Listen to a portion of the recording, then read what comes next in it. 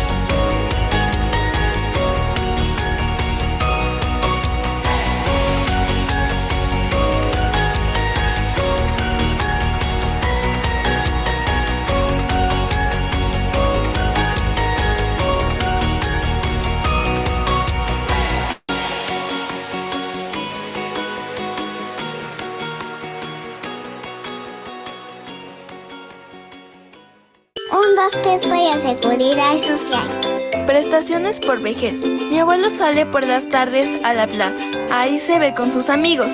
Don Julio, que trabajaba con él en la misma empresa, y otros señores que se reúnen para hablar bajo la sombra de los árboles. Casi siempre hablan de sus pensiones. El día que la cobran es el más feliz de todos.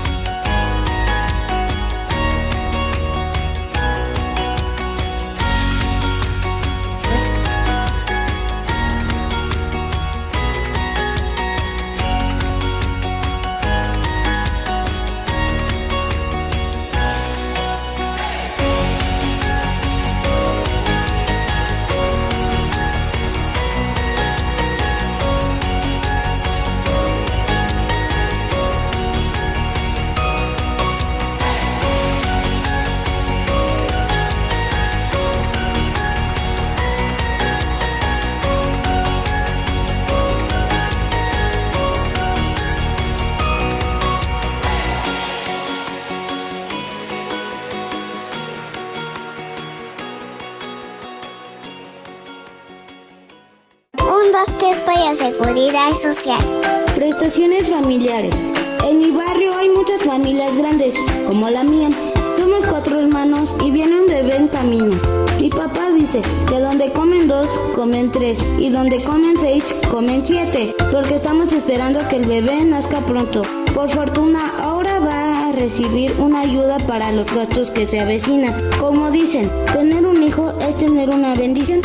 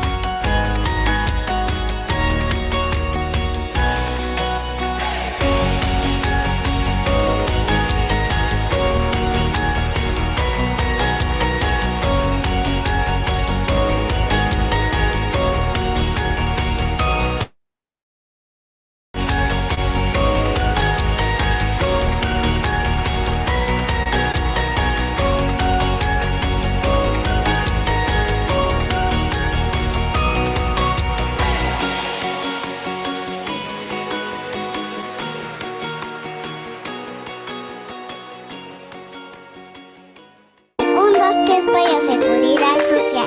Prestaciones en caso de accidente de trabajo y de enfermedad profesional. El celular sonó justo a la hora del almuerzo. Llamaron para decir que mi papá había sufrido un accidente en el trabajo. Aún recuerdo ese día. Todos estábamos asustados porque nos imaginamos muchas cosas. Ahora, cada vez que lo veo sentado en la sala con la mirada perdida, siento que está triste. No sé si porque le toca guardar reposo o porque debe esperar mucho tiempo para empezar a caminar de nuevo.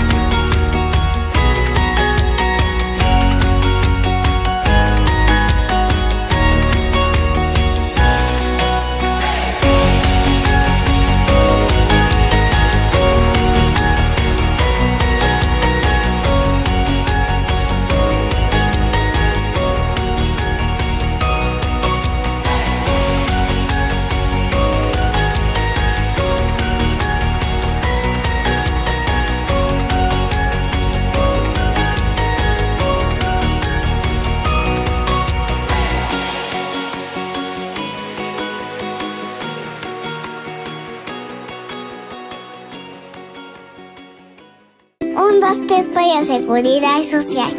Trabajadores del campo. La señora Lupe vende empanadas en la esquina de mi casa.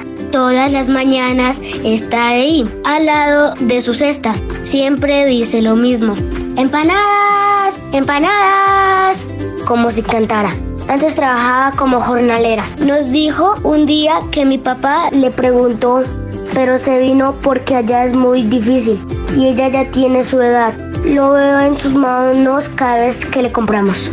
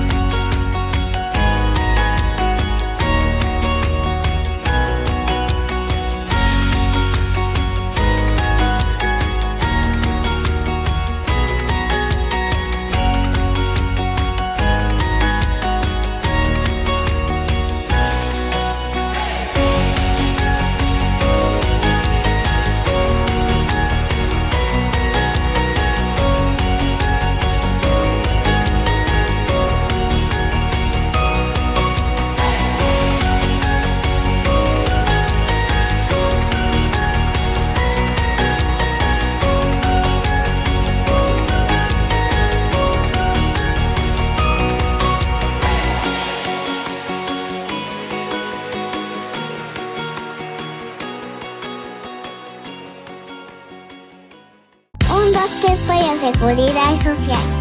Todos contribuimos. En un país, todas las personas que realizan un trabajo formal o informal contribuyen con la seguridad social, que es una manera de ayudar al bien común. Las personas que ayudan en las tareas de la casa, los ancianos, los niños y aquellos que tienen alguna discapacidad aportan de muchas maneras a la seguridad social. Todos participamos para que una comunidad sea próspera. La ayuda que damos para distribuirnos las cargas son formas de crecer juntos.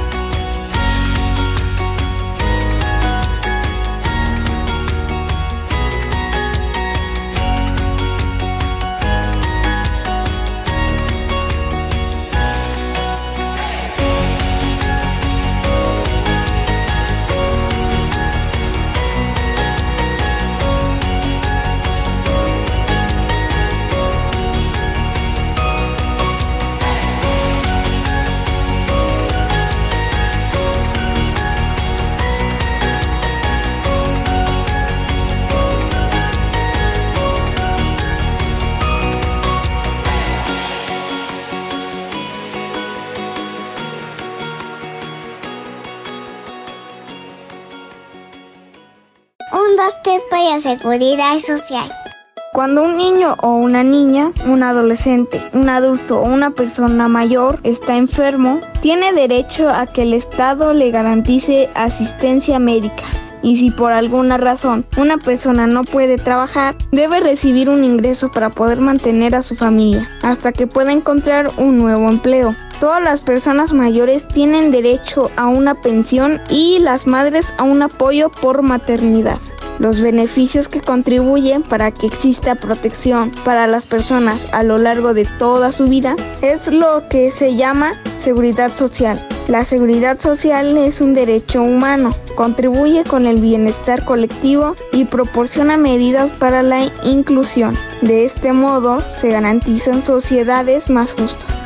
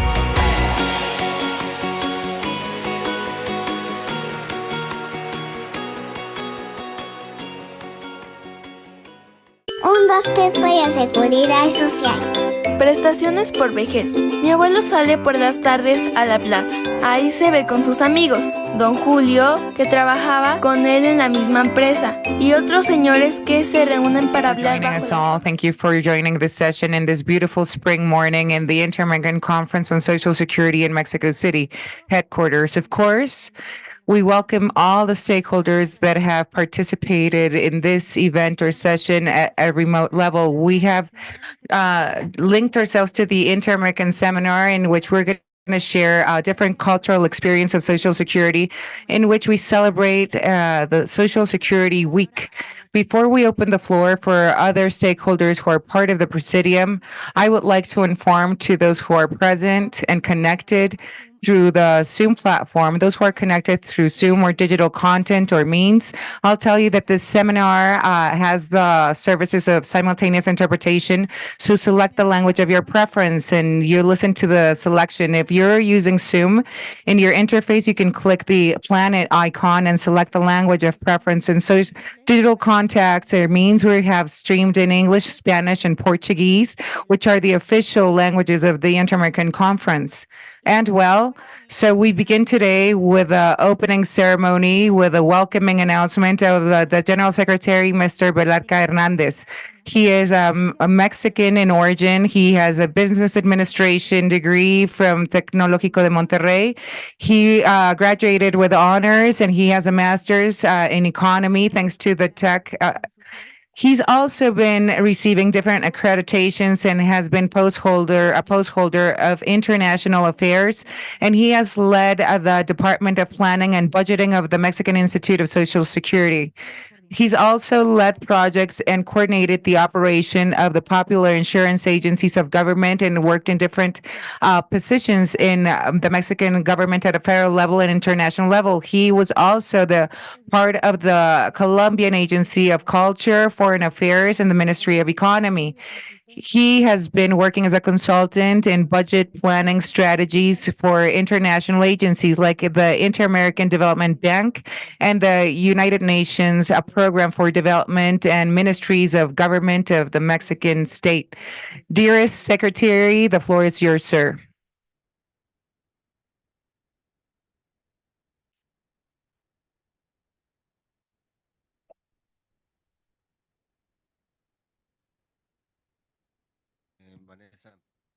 Vanessa, good morning, everyone. I would like to greet you all. Thank you for being part of the international seminar in which we're going to be sharing the best practices and experiences of Social Security and its coverage. So we're celebrating this event that's happening because of the Social Security Week event. We have a sequence of events organized by the Inter-American Conference on Social Security. Simultaneously, I congratulate all the members that are part of the panel. Ms. Wolper, former official of UNESCO, representative of UNESCO in Mexico, Aves Rami Caetano, General Secretary of the International Association of Social Security Affairs, Gilbert Diaz Vasquez, who's the president of the Workers, the Union of Professors of Costa Rica, Ms. Barindeli. She is the post holder, the lead of the Uruguayan Social Security Bank. Salazar Hank, she is the coordinator of information of the commission that's been constituted in Mexico called CONSAR. She is representing Mr. Julio Cervantes, who is the chair of that agency. Thank you for being present, Sonia. And who's representing the president of the Inter-American Conference in Social Security, Mr. Zoe Robledo.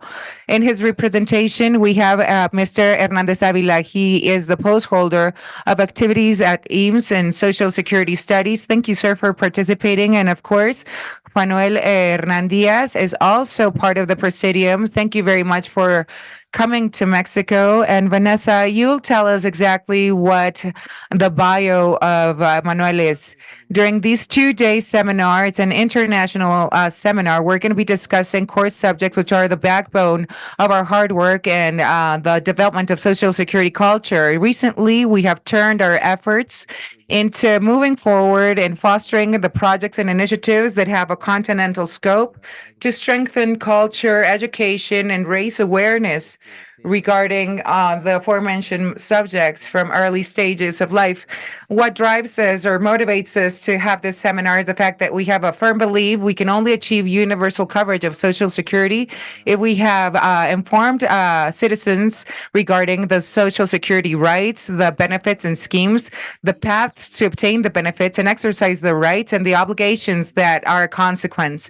Now, the systems that integrate all of this sector is something that affects us all at a continental scale. We analyze what's happening in Latin American economies, and we know that the citizenship doesn't have a broad knowledge or mindfulness about Social Security and what it offers. By tradition, we know that Social Security is associated to benefits, to schemes such as health benefits or services or benefits that are offered by the system, which are pension schemes during retirement age. But people don't know the broad coverage of their benefits, and there's a need to know what are the Social Security benefits for the citizenship in their lifespan. Social Security Administration is led forward by an institution. And in Mexico, as a case of reference, we have the headquarters of the Inter-American Conference, the Social Security Institute, to operate the Mexican schemes and with other agencies like other Central American countries do. Social Security Administration is also part of what's administrated by many authorities. And we acknowledge the fact that there's underlying problems. We're engaged to go through the amendment of culture or the improvement of Social Security, and that's in the Declaration 115 declaration that has been ratified and approved during the 88th year celebration of this Inter-American Conference. So we foster the development of the culture to strengthen Social Security benefits. We want to educate our people under the proper frame. And we want our youth, our kids, and our elders to be part of this process of education. So we kicked off an initiative of social development and cultural development from early stages of life to retirement age. So we hope that it all works out to benefit all our member states. We focus on the core subjects or topics to reference what's happening with the spirit of the document that was signed off in Guatemala in 2009. In that declaration, we approved the international stakeholders approved the Social Security Declaration, and the Social Security Institute for Social Security Studies also was part, as well as the International Labor Organization, or ILO. In that ratified document, we call to a specific mandate all our economies to back up the initiatives of the Inter-American Conference to foster and strengthen the works of this conference. So past week of April, we celebrate Social Security Week that's in effect and enforced by Document 142 or 115. And this petition, the petition in the instrument or the spirit has been well accepted at a continental scale. Currently, 10 American countries are celebrating this specific date: Costa Rica, El Salvador, Haiti, Mexico, Bolivia, Colombia, Nicaragua, Paraguay, Dominican Republic, and Uruguay. And I must mention that the other countries of this entities have celebrated and incorporated this instrument in their legislation and constitutions. Maybe in the near future, more countries from the Americas celebrate and accept this document or guiding instrument and adopt and take the measures which are necessary that impact us at a regional scale.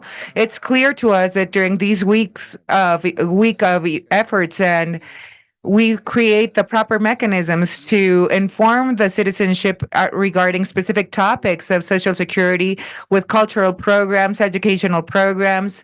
So we accept the challenge, and it's enrooted. There's solid initiatives, and there's been long horizons in correlation to these initiatives. We see the cases of reference like Uruguay. So we're going to listen to the next two groups or working tables. We have to create the right provisions to create the drafted plan to impact our region. And in that document, we have to include all the topics that affect our region. We have this project. We have to strengthen the culture of Social Security from early stages of life.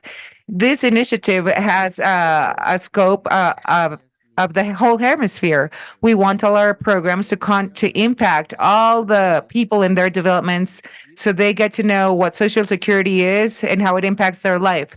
This document enshrines a set of material that we have defined and drafted objectively, clearly. Our youth, our kids, have to be sensitive enough and understand Social Security and its relevance.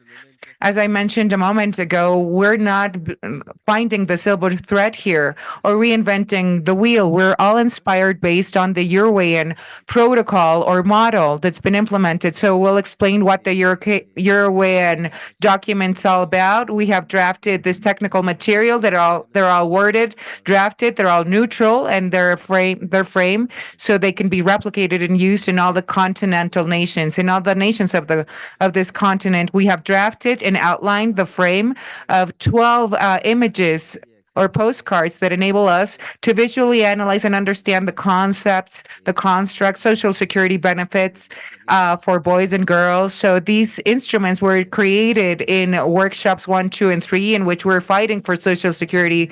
There was a bid, or we offered these initiatives and programs. They were awarded to Medellin, Colombia, and other economies in October 2022 and 2023. We have the recent edition of these documents, and in Mexico, we're celebrating the creation of these instruments with the presence of the kids who were the creators of these instruments. Under the frame of the project and its scope, we created a program for the pension schemes or saving schemes or afores, which we call them in Mexico.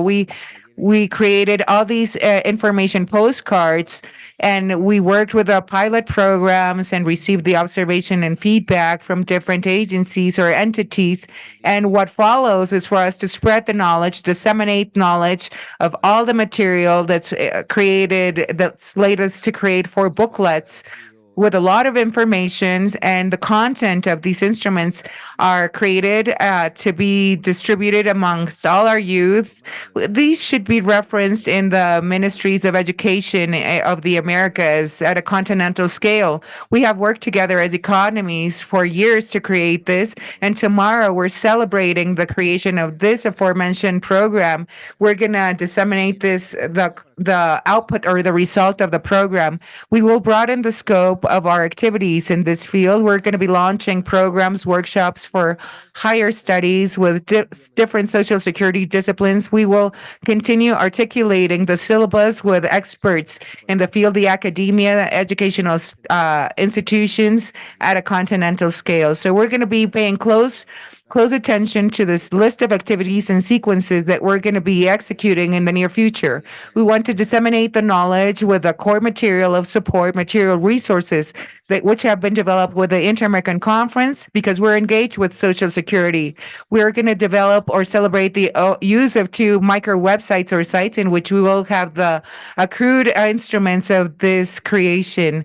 We're going to distribute it amongst the public, the general public. All are included at a continental scale. In these interfaces or websites, you can find the reportership, all the material content, and cases of reference that are of our interest, and everything that's been created with a program to create the social security culture that we all need. We will enhance our objective outputs by launching the rest of the programs and workshops. With this seminar, we're going to continue articulating and creating and consolidating initiatives to educate regarding Social Security. In the next panel, we're going to listen to the experienced countries of the conference, and we're diverse and plural. There's Barbuda, Mexico, Costa Rica, Dominican Republic, amongst other economies. Last but not least, we'll speak deeply about the activities of this Inter-American Conference and our developments and hard work as part of the project. We work in synergy, in synchronicity. We are here gathered to learn more and to strengthen our disciplines. So I repeat and I announce once again, I greet you for being part of this happening, for this being part of the seminar. Those who follow us streaming remotely or in presence or in person, thank you for being part of this event to broaden the coverage of Social Security benefits for our continent. Thank you very much.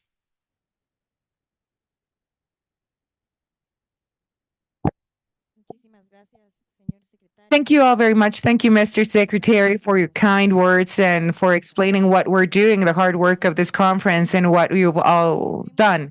Now, we'll continue with the participation of our colleague and ally called Rosa Wahlberg. She's a former official at UNESCO. She's been driving forward initiatives. She's joined this event or session remotely. Let me share her bio. She's the general official of United Nations for Education, Science, Culture in Mexico. She's been appointed in her positions in 2015. She's a professor thanks to Pan American University, a master's in educational leadership thanks to San Diego University. She worked for the past 10 years in planning, strategic planning, educational policies in the Ministry of Education in Mexico. In later stages of her life, she worked as a consultant and participating in projects of assessment of institutions and develop educational programs. She served as a consultant in UNICEF Mexico, leading development programs for kids in early stages, inclusion, and quality of education. UNESCO is responsible for the educational program called Foster Achievements of United Nations and Strategies programs for following up on things. And intercultural programs have implemented the use of material resources to develop programs to fight illiteracy. She has been working at a global scale. Thank you very much, Ms. Rosa Wolpert, for being part of this session. Ma'am, the floor is yours. Thank you all very much, and good morning, everyone. Thank you all for being part of this panel. Thank you all very much for listening to the broadcast, streaming in person, and those who have joined this session remotely or online. Thank you once again for the kind invite of the agency or the Inter-American Conference. Thank you for enabling me to be part of the celebration, the opening celebration of the seminar. It's extremely important for us all. For the United Nations, it's one of the objectives of the United Nations as part of the Millennium Goals of the 2030 Agenda, because we have clearly defined objectives. They're in that list, and one of the listed objectives is social security development, which is important. Now, why? Social security as is, it's as a must, it's mandatory, it's necessary, it's the bedrock for economic growth to make it sustainable and inclusive. But also, we all know that when there's a lack of social security for our retirees or the elders of families, then the kids pay the consequences. When we analyze the economic indicators of marginalization, poverty, extreme poverty in families, there's circumstances that affect our families, and our kids are the ones that are unprotected most of the times. So in that sense, I want to highlight the importance of social security as a core subject. You all know that. It's a backbone. On the other hand, we know that it's extremely important. It's relevant for us all to draft or create the material resources that the Mr. Secretary just mentioned, that the chair just mentioned. It's necessary for the population in general to know and learn about the rights they can exercise. They need to know how to manifest the rights, to make them tangible. How can they exercise their rights in different spheres? And we insist on discussing these subjects. Let all be regularized subjects, and it's part of being a beneficiary of Social Security benefits. If you're a regulated subject, it's part of the culture. Sometimes we think that it's a privilege more than a right. Having Social Security benefits are more than a privilege than a right. If you're not a regulated subject of society, then you might not know that there's a need. You have a need of having access to an insurance. You think it's a privileged benefit for those who have a regular work and are part of payroll. So we see what's happening in a region.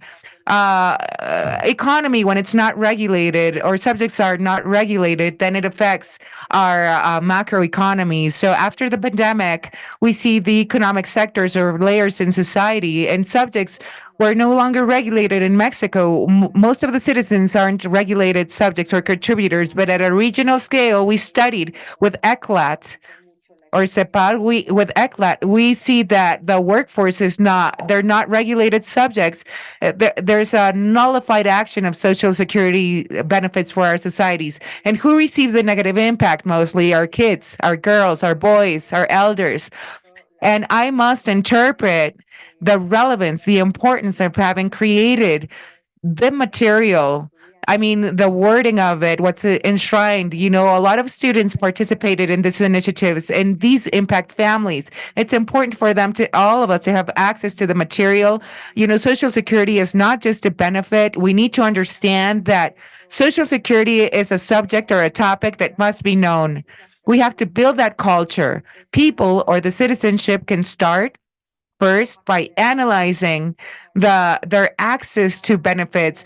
They need to know how to even pressure government because the government is responsible. Government is liable. The government needs to foster knowledge about social security benefits.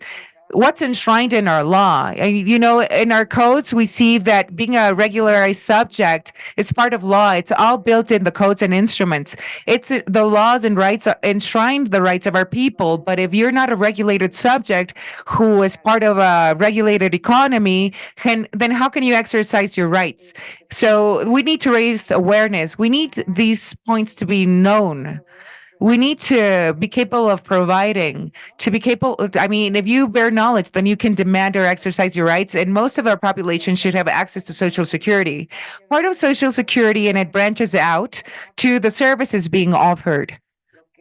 The services, I mean, there's the labor force or there's work, and the exercising your disciplines can gives you it gives you benefits, and we legislate or draft public policies to frame the benefits of those in citizenship. So we see that there's people that are not knowledgeable about it, that are away from that knowledge, and they will not have access to the benefits, even if they have a regulated job where they can have access to social benefits, but they might not have the services available. Maybe the services being offered are not top in quality. That's very important to understand. So, what will be discussed throughout our panels and sequence of panels, we're going to share the experiences of reference from different countries. We can know about what's happening with other models. We can open to dialogue amongst themselves. We can see what works in one country and what works in another. We must learn and foster and make this culture of Social Security grow and its coverage. It's necessary. When we think about the syllabus, the credits, it's necessary in education for us to all know. I mean, if you contact an office or our office, my office, you can ask me or us, how can we foster and develop and trigger the growth of economic growth, education levels at the base? I mean, there's subjects that are not part of the syllabus or credits. Or, I mean, if we create a culture and we create the demand of the culture, we should be capable of measuring. We need to have indicators and measure relevant core subjects that impact or our human rights at the end of it all. And we know what's enshrined, or we must know what should be enshrined in school programs. And after having said this, I close my initial participation. It's an honor for me to congratulate you all and greet you all. The best of success for you all throughout these 2 days of work. Thank you, Rosa.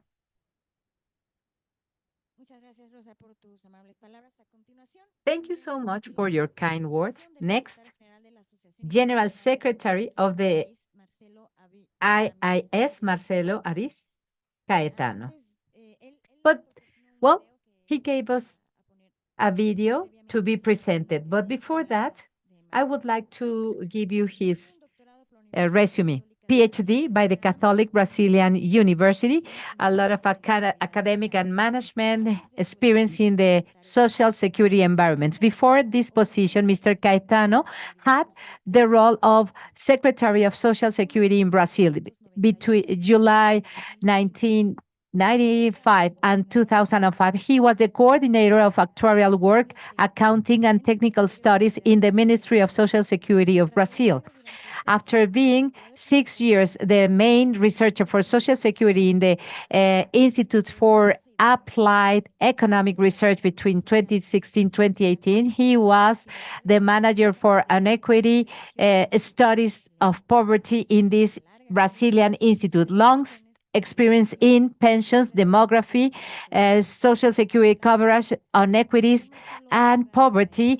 Mr. Caetano has published different papers about social security in different magazines and books in Brazil, the US, Switzerland, Portugal, Chile, and Mexico. He has been a guest researcher of London School of Economics and an international advisor of the magazine Journal of Social Policy, published by the University Press. Mr. Caetano leads a program of activities regarding promoting excellence in the management of social security matters. Mr. Caetano, you are online. Would you like to send your regards or to present your video immediately?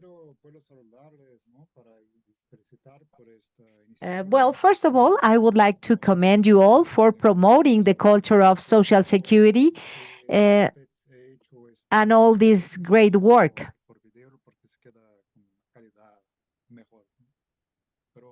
However, I think that it's better for me to speak through the video that has better quality. Thank you for having me here. So next we are going to present the video. I will ask the technical staff to help me.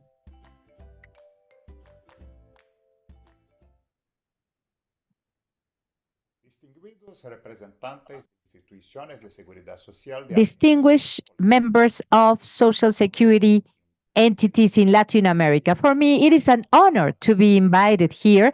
So on behalf of our 30 members in 662 countries all over the world, welcome you to this seminar about Social Security culture, a subject matter that is very relevant in our current situation.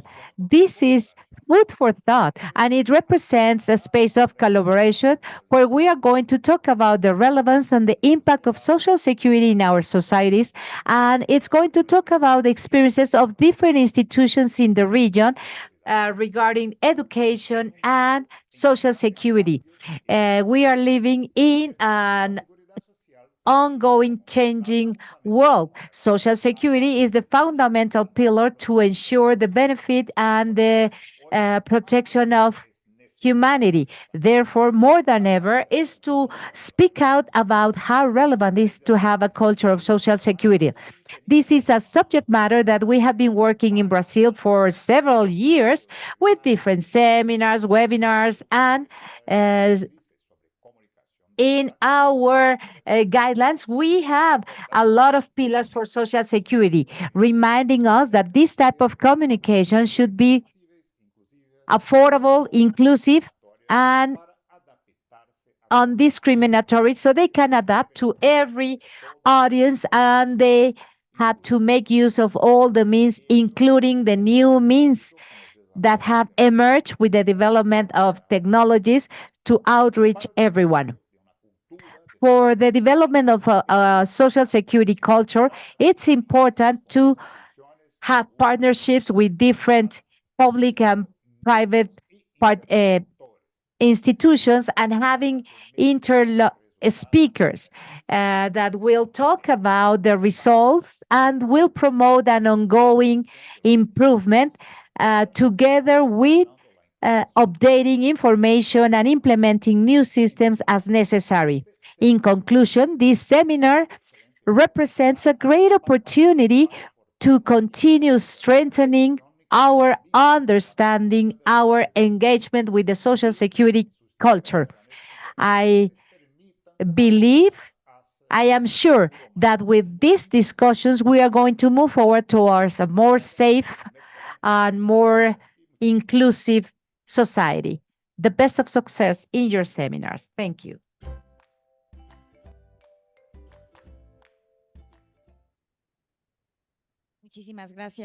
Thank you so much, Mr. Caetano. Would you like to have the floor? Yes, you have the floor now. No, I just want to thank you and to congratulate you all for this seminar. I wish you the best of success. Thank you so much. Sorry to interrupt, but I would like to welcome Mr. Emilio Saldaña, coordinator of liaison in the Mexican Social Security. Thank you so much for being with us and welcome. Next, we are going to have the participation of Gilbert Diaz Vasquez. He gave us also a video, but before that, Mr. Gilbert Diaz is going to be introduced to you. I am going to read his resume. Chair of the Union of Workers for the Costa Rican Education, an institution that is part of the membership of the conference. Teacher in general basic education, education 1 and 2, first and second cycle, emphasizing in Spanish language. NBI by for education and law studies. He has been in different workshops regarding institutional behavior. He has been part of different Latin American fora regarding education and social security matters in Costa Rica and in the CISS in Mexico. He is the former chair of the Popular Bank and Community Development, former director of the board for Popular Bank, and he has been a mm, public notary with this union, and that's why we invited him because we have an agreement of collaboration in the issue of social security collaboration. So we are going to start working with him and with this union as of June. You have the floor.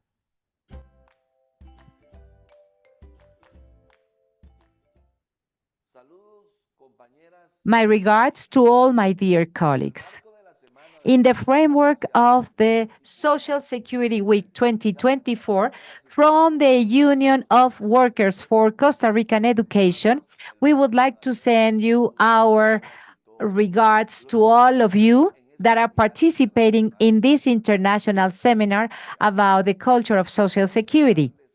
I would like to tell you that for us, it is an honor to be part of this important association that focus on the analysis of the challenges for the present and the future of Social Security. We are facing challenges that threaten sustainability and an effective coverage of this system. We would like to commend you all. We send our respect for the great work that you are doing. And it is no secret that we are experiencing critical moments in different countries of Latin America. In the case of our country, Costa Rica, this is not the exception because in the last 2 decades, we have noticed how health protection, the protection of working hours, working risks, and professional diseases as a result of different ways of work are increasingly the target of critical negative policies of certain groups of powers that would like to cause instability in our social security systems, minimizing the universal value that it has for our society. And therefore, union organizations like the one that I represent have fought in order to create protection mechanisms with proper labor conditions. And for this, we need to focus our efforts on informing the people in order to raise awareness so they can understand the great threat that is facing our social security systems or that are facing. So we would like to express our admiration for the great scientific research that you carry out and all the information that you disclose, strengthening social securities all over the region, giving us an example and building at the same time the road to fight for this defense. Once again, we would like to wish you the best of success in this international seminar for exchanging ideas about the culture of Social Security. Have a great week, a very productive week.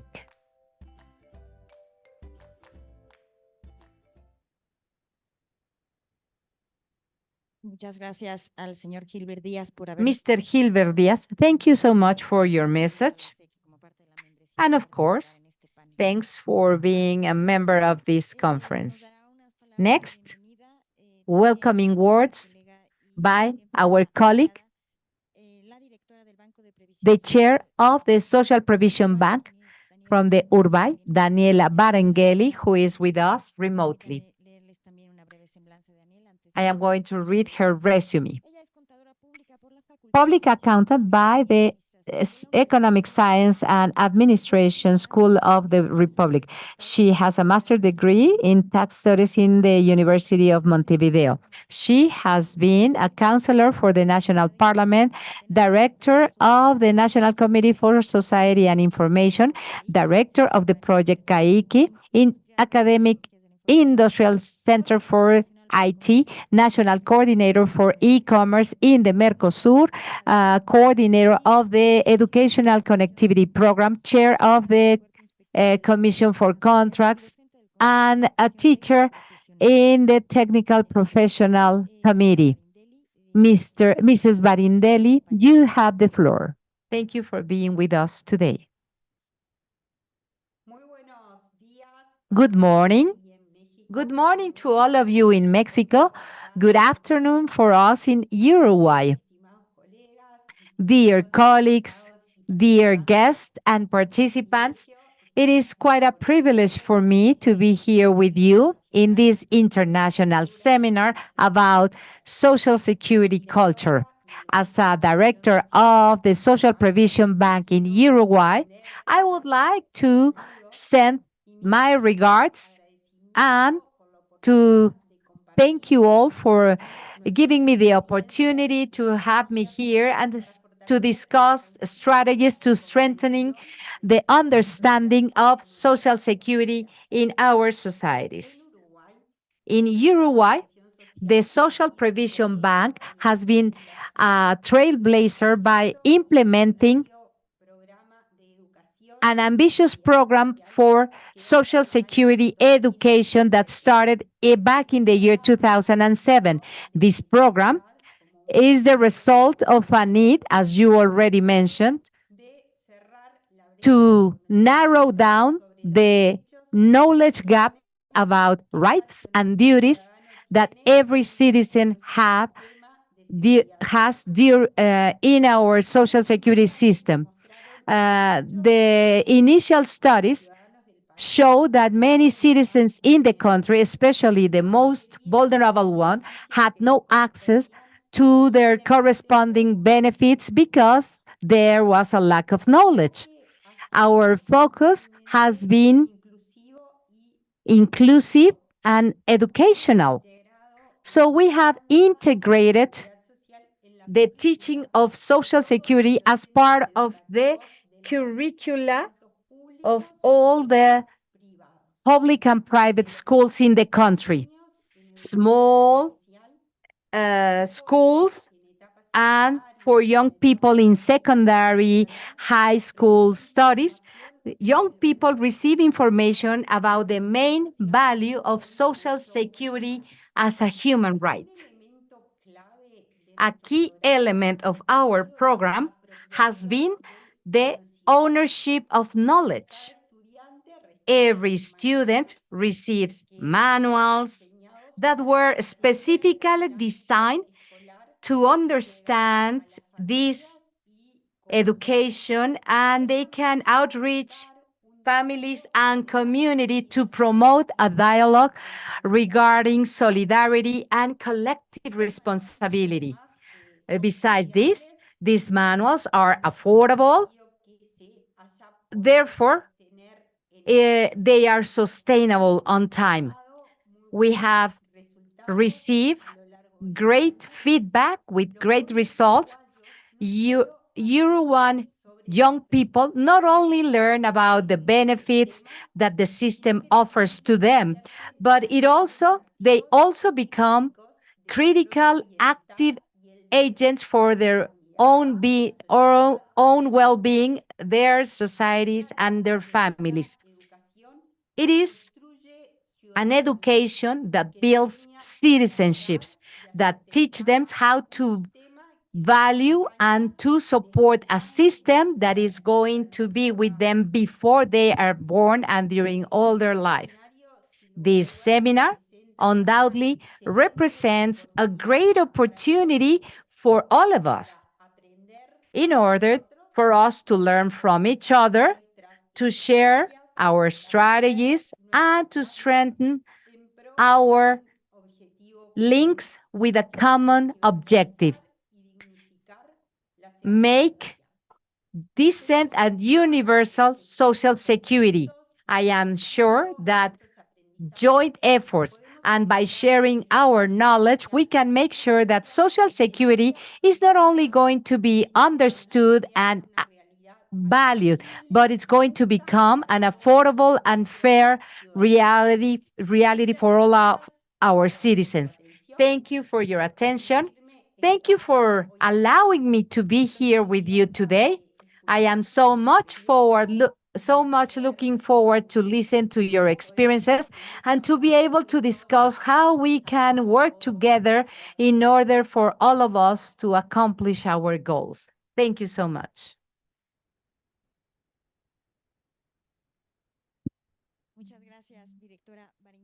Thank you so much, Mrs. Barindelli. We are also happy to have you here.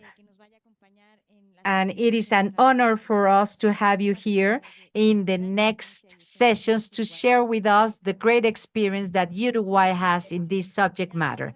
Thank you so much. Next,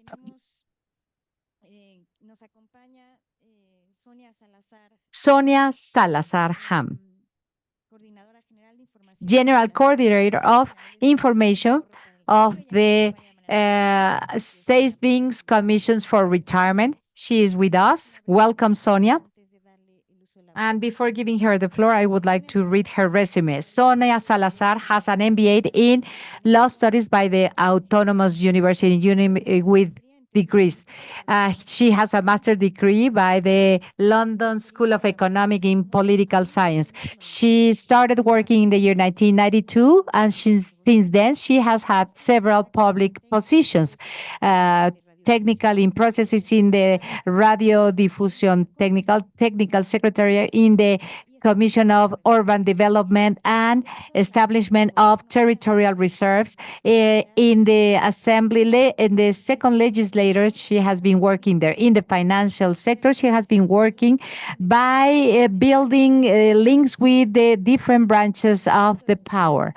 In the Union of the IMSS, she has been the regional delegate in the north area of Mexico City, technical secretary from 2013 to 2019 in the Ministry of Interior. Since the year 2019, she has been the coordinator for the liaison of social organizations, general coordinator of Link of CONSAR in Mexico. Welcome, Sonia. Thank you for being with us. Thank you so much. Good morning to all of you, to all the members of the main table, and to all the people that are with us remotely. Mr. Julio César Cervantes Parra, the chair of CONSAR, sends his regards and he apologizes for not being able to be here with you. Mr. Álvaro Velarga and Mrs. Sonia from the CISS, thank you for having me here. Our great colleagues from the IMSS and Manuel Haman Diaz. These forums help us to increase our knowledge about Social Security, because this is a pillar for the well-being of people that goes beyond issues of pensions, retirement, and housing. Today, as the Declaration for Universal Access to the fulfillment of Social Security matters, education for general population, mainly youth and childhood, in order to raise awareness about how relevant it is to have an engagement that is going to be with them for their lives. In this regard, our country has experienced different changes in this administration in Social Security. This has a social approach focused on people, especially the most vulnerable ones. All the actions of the government are focused on that area, supporting all the changes in the law. And recently, they created a fund for well-being. Thanks to the reform in the year 2020, the number of people that have the right to a pension increased. And the support is going to be higher because the employers provide also the support. Elder people are going to have more support. And if we add the pension for well-being, we are going to have replacement rates of 100%. That is a desire for every people, for every person. The system for retirement funds has had positive changes. And with this, all the workers are going to have more resources in their individual accounts. They have implemented the portability of rights to recognize their seniority. This is another enhancement. These actions represent a great step towards building a more equitative and solidarity uh, social security system. We should promote inclusion and financial education since childhood. And we need to strengthen the existing concept of financial health. We should remember that with financial education, we are going to strengthen economy by promoting more financial stability and autonomy. A fundamental pillar to have a balance between investments, savings, and expenditures. Regarding these issues, CONSAR promotes the social security culture because services and benefits received by workers that are independent and informal and formal and their decisions contribute to build savings in order to have an elder time with benefits. And we create links so workers can raise awareness about savings during their lives, but mainly in the long term, so they can start planning their retirement and they can be part of their individual account. It has been great for us in order to accomplish the fact that now children see savings as an important part of their life. We design communication strategies in order for them to consider savings as a main pillar. As part of our strategies, we have disclosed several actions. Among them, we have a website with information about how the SAR works, interactive portals that promote savings for retirement, an education provisional survey to strengthen educational actions. We have different activities like calculators that promote retirement. We outreach the public with different caravans, and we have received the collaboration of the CISS. Since last years, we have a pavilion for children, and we have collaborated with the PPSs in order to promote financial education. Recently, we had some slots in Channel 11 saving for the retirement, and you can see them. And besides that, I would like to talk about two main projects that go hand in hand with the Universal Declaration, access to social retirement, and the adventure of my life for different ages addresses concepts that are basic for young people, and it also talks about planning and investing. And we also have Afore for children in order to promote voluntary savings so parents and tutors can open an account Afore for their children. The perspective of young people is very important for social security. So we have an initiative Un, Dos, Tres for young people because their well-being is key for the future development of our communities.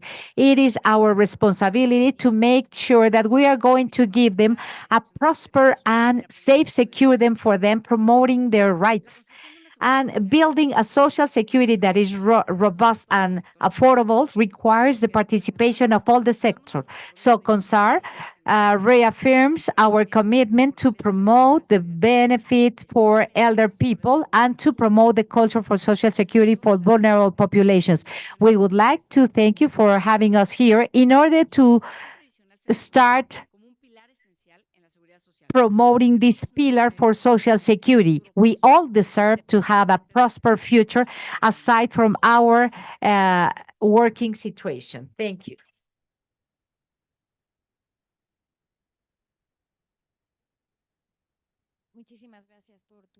Thank you so much, Sonia.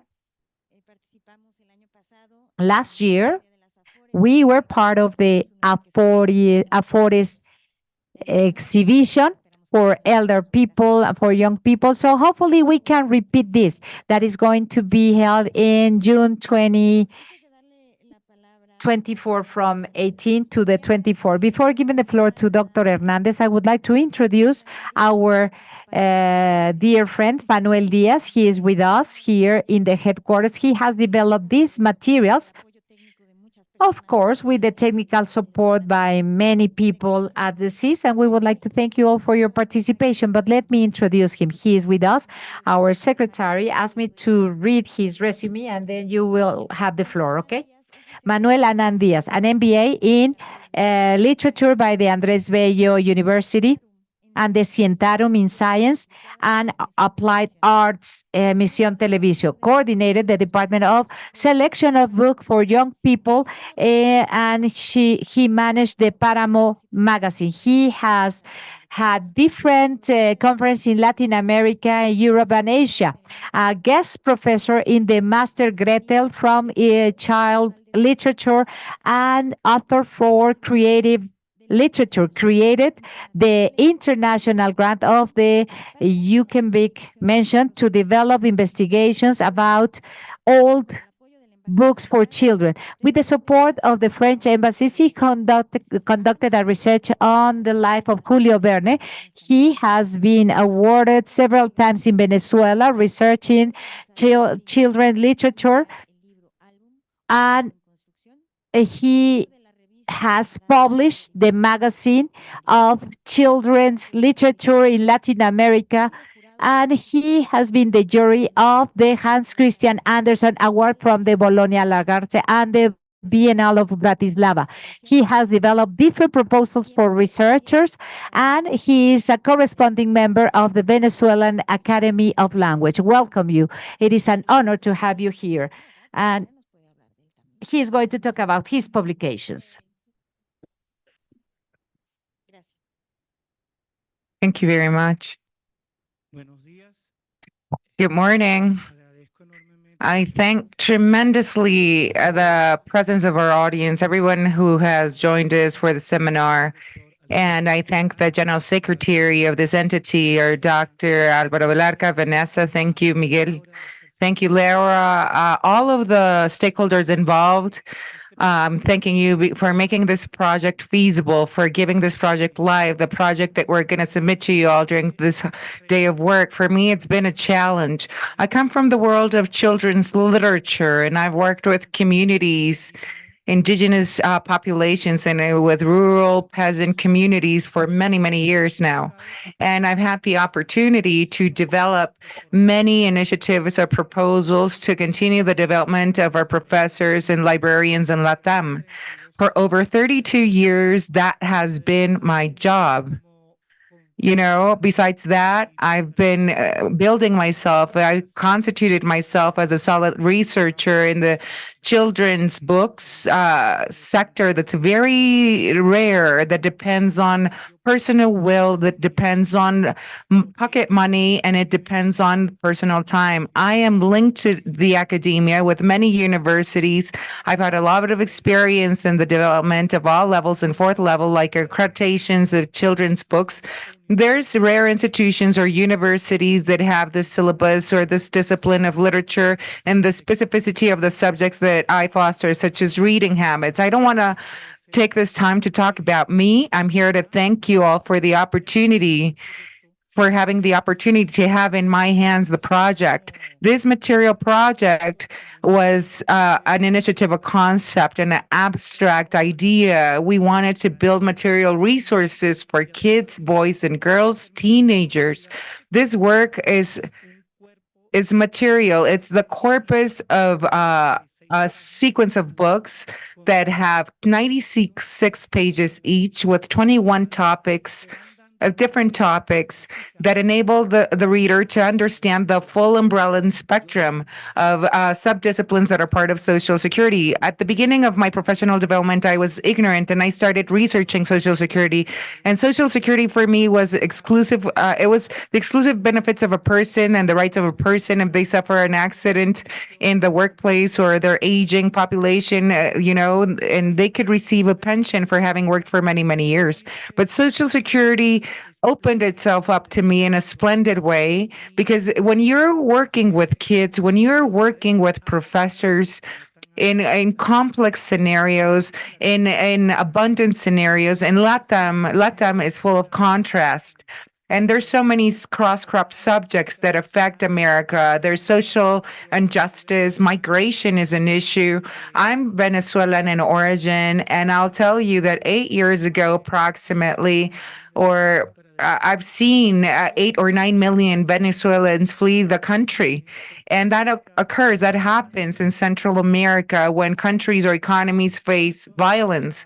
So, a step at a time, we started feeding life to the work that's here in my hands. And we received observations from kids and mediators and other relevant stakeholders. We created books about taking care of your body, teenage pregnancy, the family environment, the surrounding, the context, democratic participation, raising awareness and knowledge about what happens with government and the state. So in this material, we have an assembly of topics in the material that enable us to teach about Social Security even furthermore.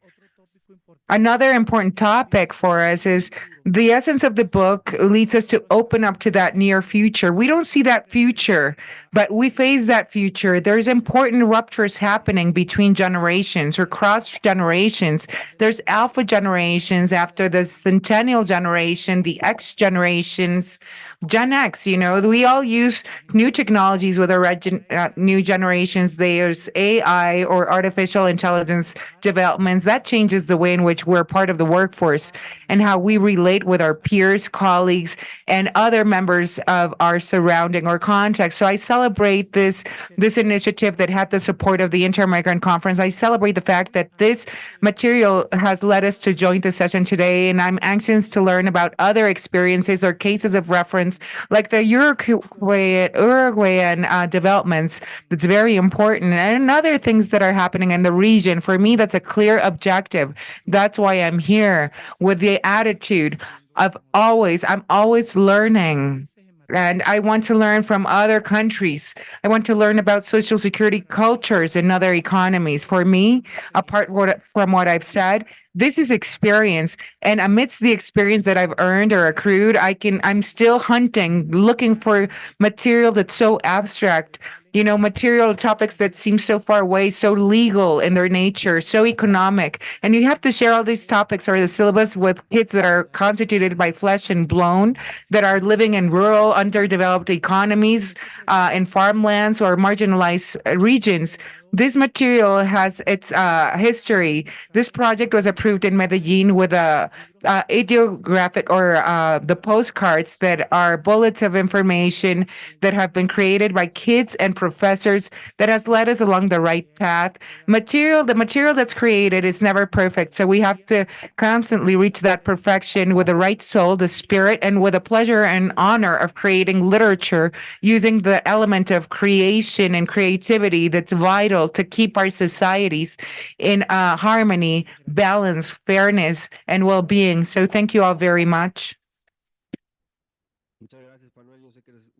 Thank you very much. You're very modest, but sir, you didn't mention that you have been the author of 6 books about children's literature specifically, and you've drafted or written over 10 books for kids. Also considering the other books you've created about Social Security and its culture that's embedded. Thank you so much, Manuel. Thank you all. And once more, we're about to, celebrate the thrilling part of it. You were celebrating the openness of the international seminar. And what thrills me is opening the floor for our Dr. Mauricio Hernandez Avila. He is here in person. Thank you, sir, very much. He has an academics degree in Harvard. He is a researcher level 3. He is part of academia in Mexico, and in the U.S. he was undersecretary under deputy of health in the Ministry of Health in Mexico. He was the DG general director of the Social Security or Health Services in Mexico. He's currently the post holder of Social Security benefits and planning of Social Security. Thank you, doctor, for being part of this panel. Welcome once again. Thank you very much for the kind invite. And through me, I salute you on behalf of Mr. Zoe Robledo. Due to his tight agenda, he hadn't joined us at the panel, but I'm here representing the government official. I thank all the panel members. Thank you very much. salute you, and I'm honored as well. There's a little bit to say from my side, but I'll be succinct and brief. We foster the culture of social security, and that should be an objective, a clear objective, very important. Our social security benefits are broad, but if we are not knowledgeable about what social security is, they're not going to be exercised. Our rights aren't exercised, nor will we trigger the benefits and the use of them. It's a human right. Social security is something that's constantly evolving. So rights are affected in a positive sense or sometimes in a negative sense through different means or actions, resources. In Mexico, we have the legislative branch, the process of the judiciary branch, and of course, the executive branch with the programs that have been tangible or implemented.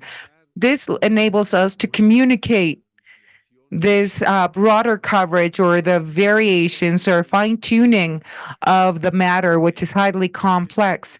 Now, let me mention a few. Since 2019 to the present date only, I'll mention the compatibility of schemes. What does this mean? That construct means that there's a person that owns a pension because that person has been working for a lifetime and they can have access to a pension scheme, or if somebody's widow, they can have access to a pension for their protection. So we can obtain as a subject, as an individual, you can receive two pensions.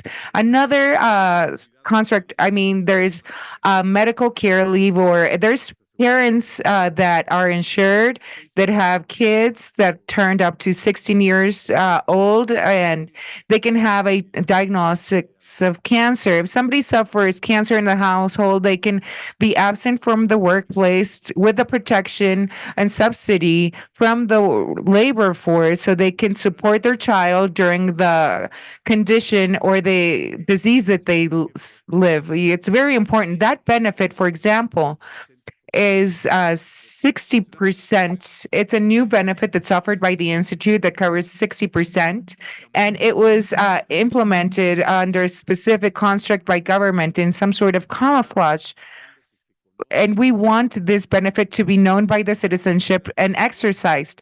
Amidst the pandemic, for example, Social Security led us all to draft public policies, Social Security policies to protect the workforce.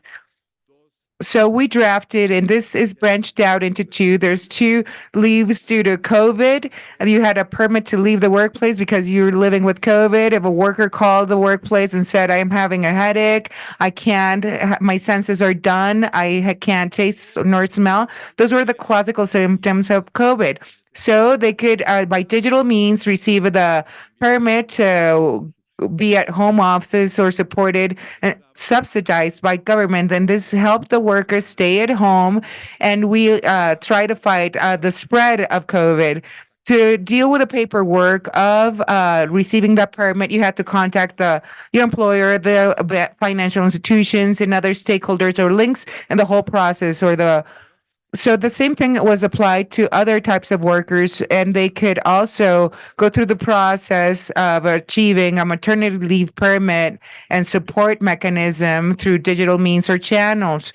So we had to develop other paths to face the situation amidst COVID that I will not mention. But in 2020, there was an amendment of Article 170.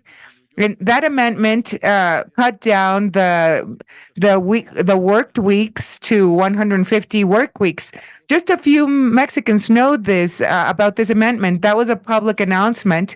It was announced in 2020, where we were facing the toughest year, the worst scenario amidst COVID.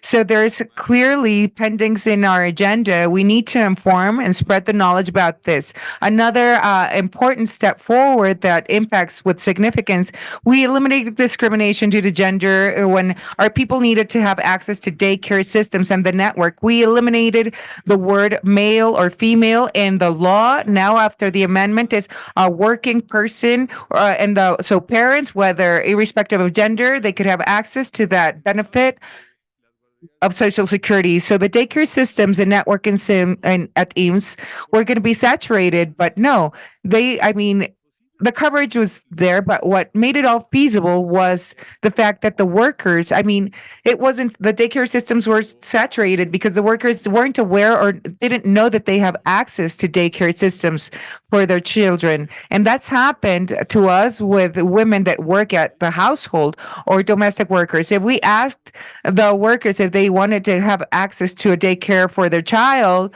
then their whole world brightens up because we detected there's a great need of disseminating this knowledge of what's been done, but that knowledge has to be spread, and we have to communicate the benefits of Social Security. In November 2022, what happened, that's a highlight, we followed the example of Uruguay. We had the amendments in our law. There was a process of reform for the domestic workers. They were now affiliated and they're registered. So we're sending a communication strategy across that there's no risks, that it's easy to create a record of the people that work at home so they could have benefit and be part of the roster. So we're moving forward. With this, I finish. There is independent or outsourced workers or freelancers that have benefits. The workers that are working in other economies, like in the US, they want to insure their relatives, their families, and they want to continue quantifying the worked weeks to receive a pension at the end. But I mean, it's not of general knowledge. So we have to work a lot. There's much to do. We want this all to be known so we can strengthen Social Security as culture.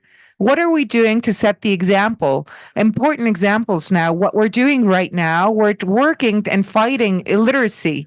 We're working to strengthen Social Security. It's a core subject that's very difficult to communicate and send the message across. We have our massive sites. We have communication strategies, which are massive.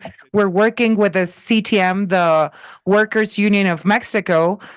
So we're creating a program, only creating that program for workers, regulated subjects, so they know about the benefits that are offered of Social Security. I mean, this program is something that's being done in person, face to face, and we're communicating these programs with social or union leaders. So we're going through that communication effort with the union leaders, and we're including 2 million workers. Now, we're also creating another program that's called Rediscovering IMSS, Social Security Rediscovery. Inform yourselves. We have also assessments, and that we can help the workers or the regulated workforce to be informed about what's the programs and what's been done. And we have other means of access to different platforms or websites. Which are the outputs, the results? The platform that we're using has enabled us to reach, amidst COVID and post-COVID, 20 million people. We have created this platform, and it's constituted as a interface to train our people. It's very important, and I believe that if we're all sensitive enough, we are sensitive because we're in this session, in this panel, and this will also enable us to lead our focus to spread the knowledge about the benefits offered by Social Security authorities. Now, I believe that we have our lessons learned. In Mexico, our lessons amidst the reform process, the amendments that took place back in 97, they were material in 97, that changed the way in which we use the funds. And that reformed, created it was not part of a simultaneous legislative process of educational reform. So there is a solidarity fund, and that budget is going to be used to support the new generation of Mexicans that can have access to certain pension schemes that are not dignified enough. But I don't know what could be. There's so much. Everything's so tied down to religion, baptism, bar mitzvahs, and all the religious dogmas and celebrations. Social Security should have that backbone. It's like the first steps, how to obtain the first training to learn about Social Security benefits. When you're in the early stages of life, when you get married, when you have an insurance, how many weeks have you worked formally? We correlate this to culture and society and to our life. The truth of the matter is that people who are beneficiaries that are insured, they might not know the benefits that they have. So in this session, we have a clear intention of creating material resources books, and we call Social Security authorities and agencies to build centralized collective intelligence that ties down everything on behalf of the Social Security authorities, EAMS, and the president of EAMS. I'm on board with this collective effort and initiatives. Thank you very much for your attention.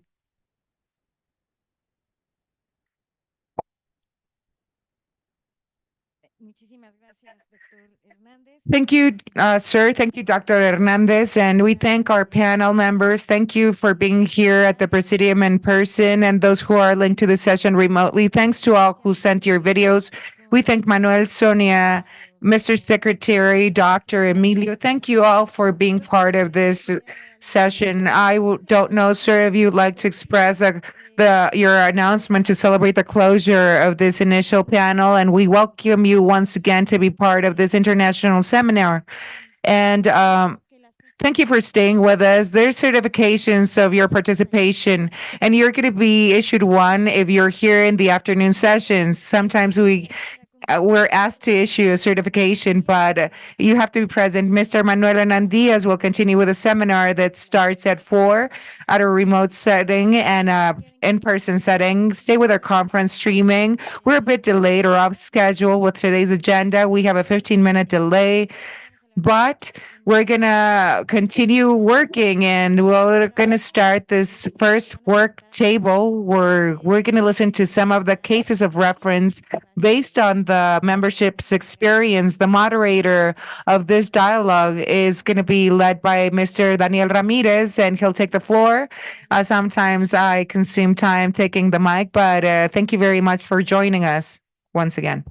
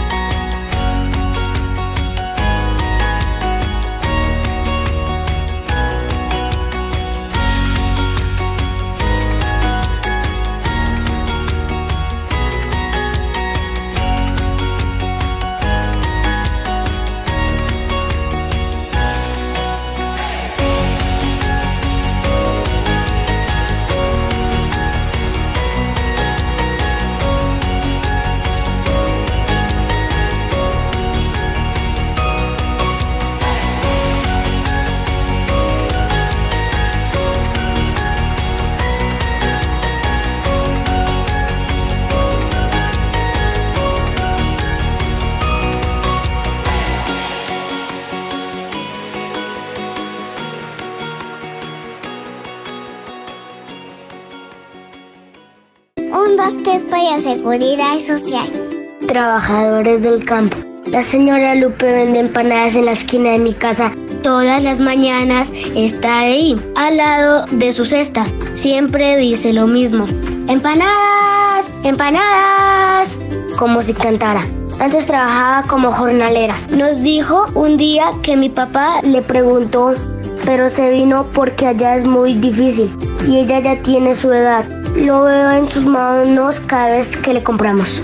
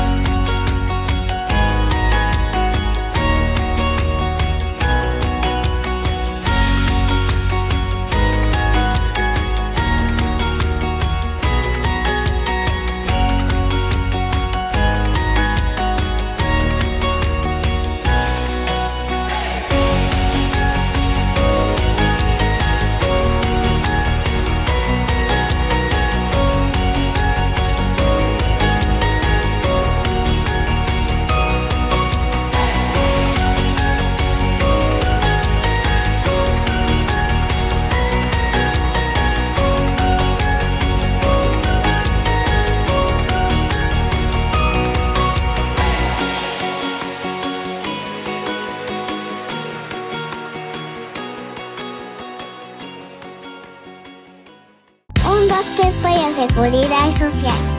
Todos contribuimos. En un país, todas las personas que realizan un trabajo formal o informal contribuyen con la seguridad social, que es una manera de ayudar al bien común. Las personas que ayudan en las tareas de la casa, los ancianos, los niños y aquellos que tienen alguna discapacidad aportan de muchas maneras a la seguridad social. Todos participamos para que una comunidad sea próspera. La ayuda que damos para distribuirnos las cargas son formas de crecer juntos.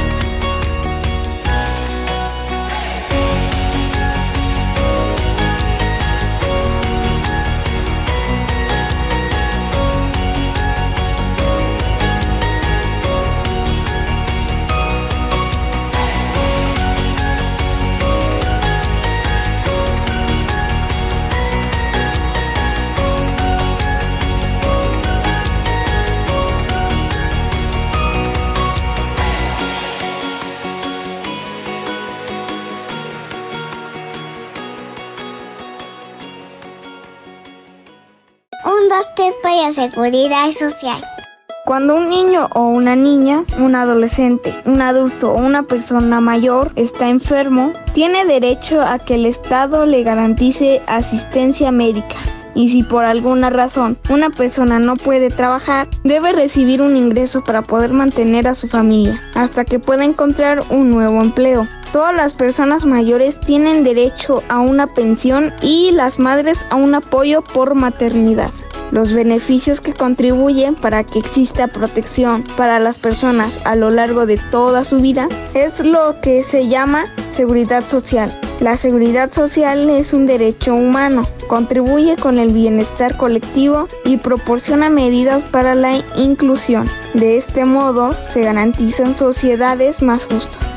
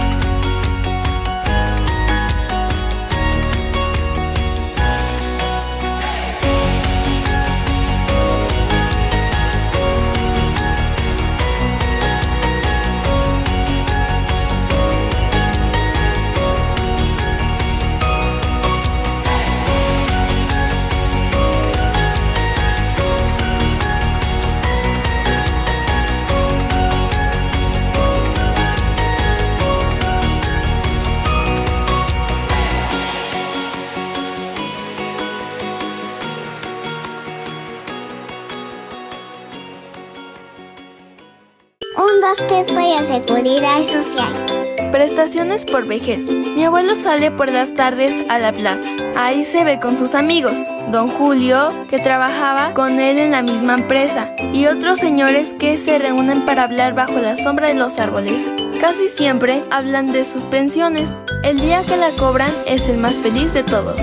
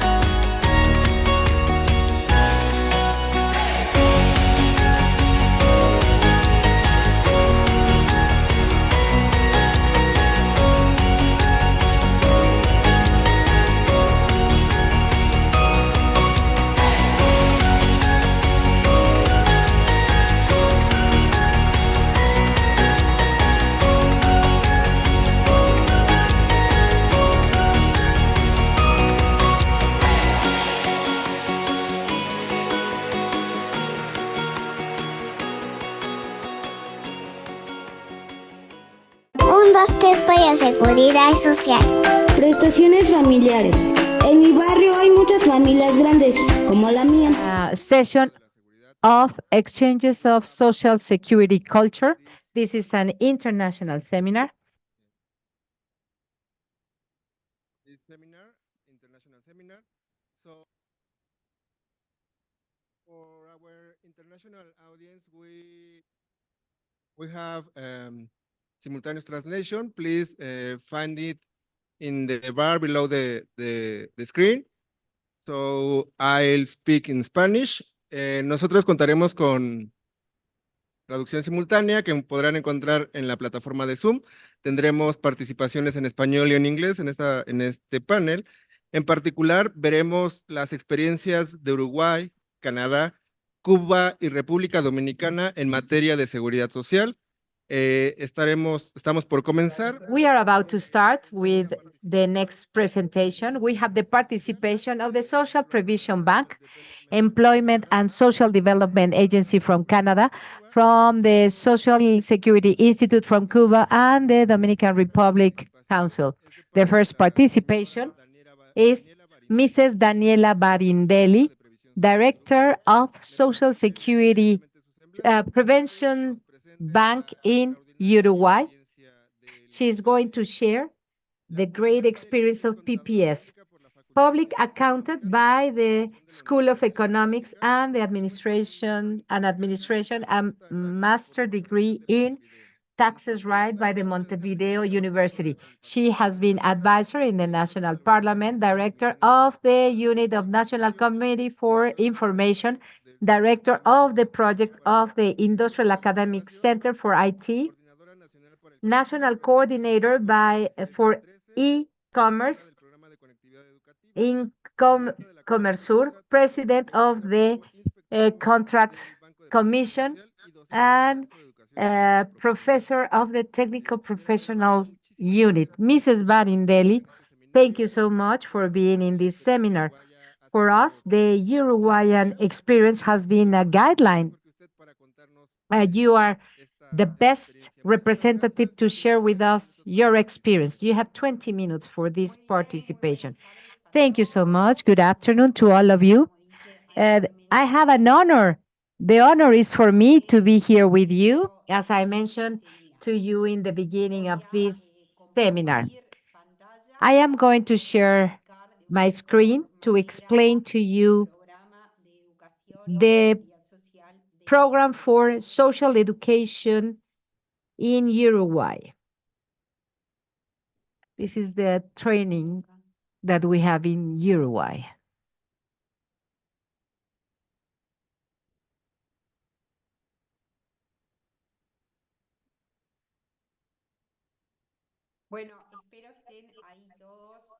I hope you can all see my screen.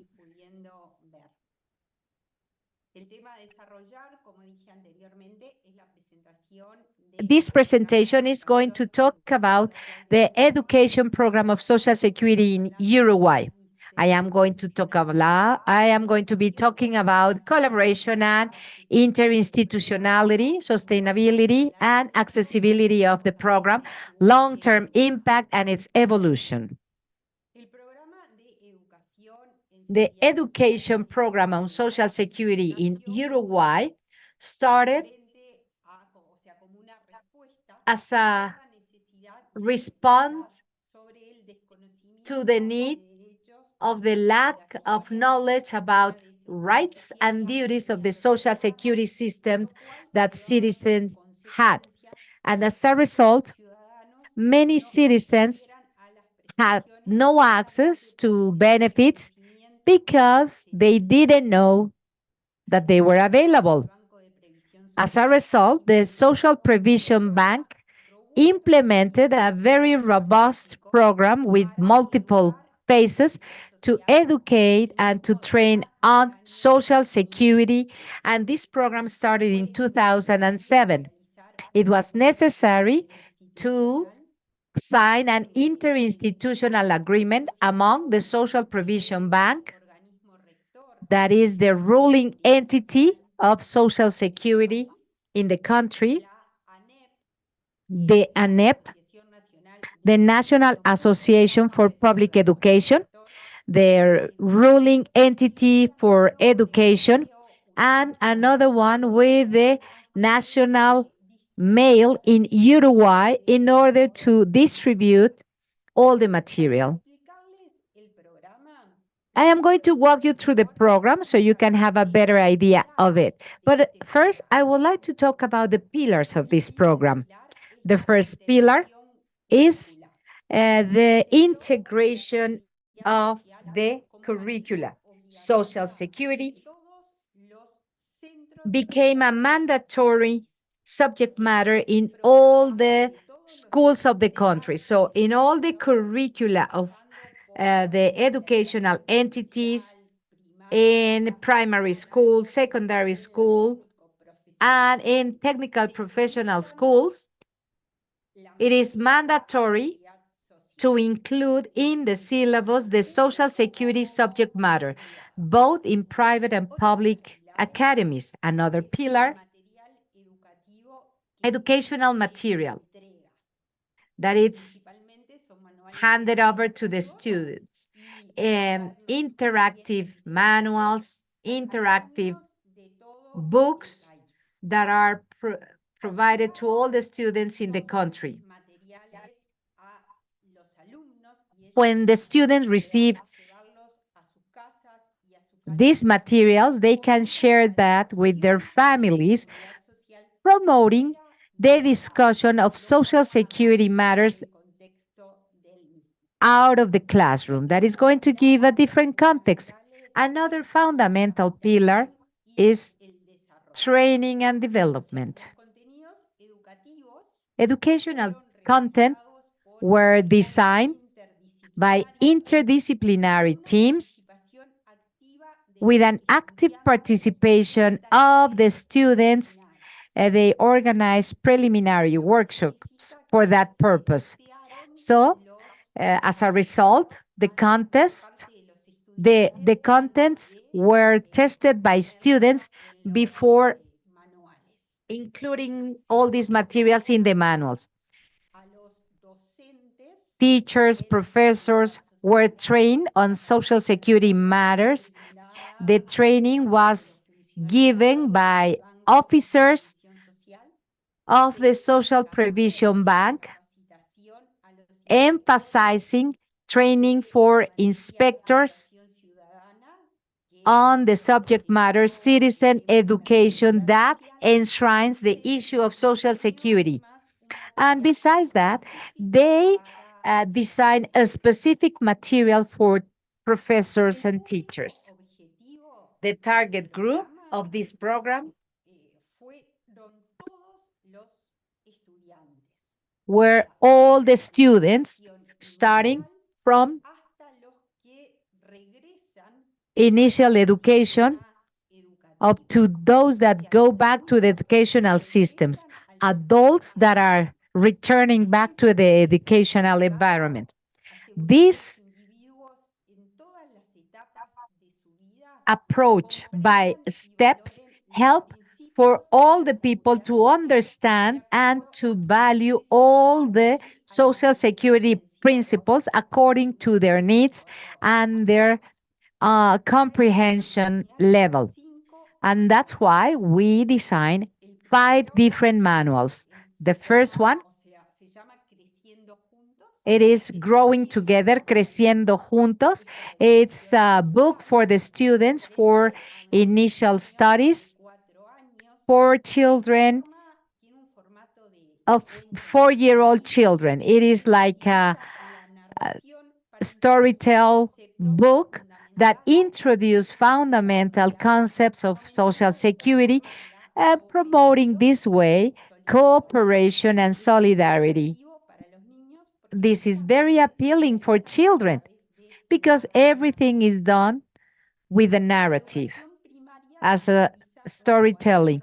And for primary school, we design an interactive book for primary school, primary years. The target group are children between 9 and 11 years old, more or less. This book fosters activities, and this is the first glance that children receive about uh, social security, the approach of social security protection. They understand what is the role that social provision back plays in the social security system in Uruguay. And it speaks also about the rights and the duties of the same. The idea is to raise awareness about social security. Now, for secondary education and technical professional students, the name of the manual is Learn About Your Rights and Duties in Social Security. It has two different levels, level 1 and level 2, elaborating in the concepts that were introduced during the primary schools. And now they talk about solidarity as the main pillar for Social Security, the relevance of participating in the Social Security system, and it has been designed to prepare young people to enter into the labor market, learning about their rights and duties and responsibilities. As I told you, there is another manual that it's called Learn About Your Rights and Your Obligations or Duties in Social Security, level 3, at the advanced level. And this is for the program for adult people that are going back to educational system. So they uh, teach them in a simple way different tools for coverage, unemployment, motherhood, older days. So it's like a practical guide for those that are already in the social security system. These are some images of the manuals that I just spoke about. And as you can see, they are very colorful, very didactical, friendly user, and they are very appealing. They invite you to read them. These materials were designed not only to provide them with information, but to train them, to form students and adult people to understand that Social Security is a relevant part of their life. The idea is to raise awareness about what is the meaning of social protection.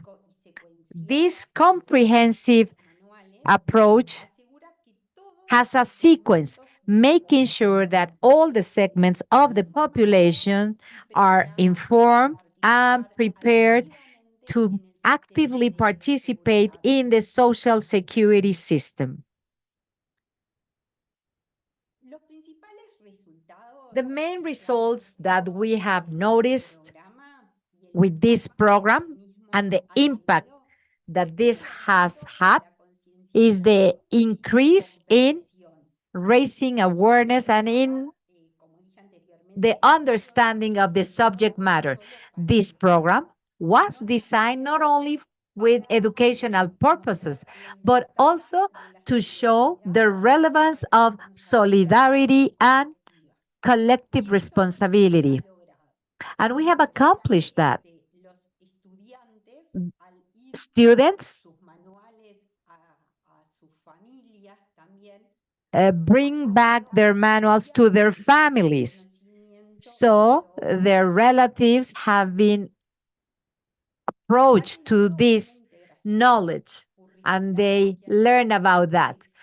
The curricular integration has been successful, ensuring that every student, since initial education, receives an ongoing education that is consistent about the rights and obligations. Another important result that we have accomplished is the participation and the feedback that we receive from students.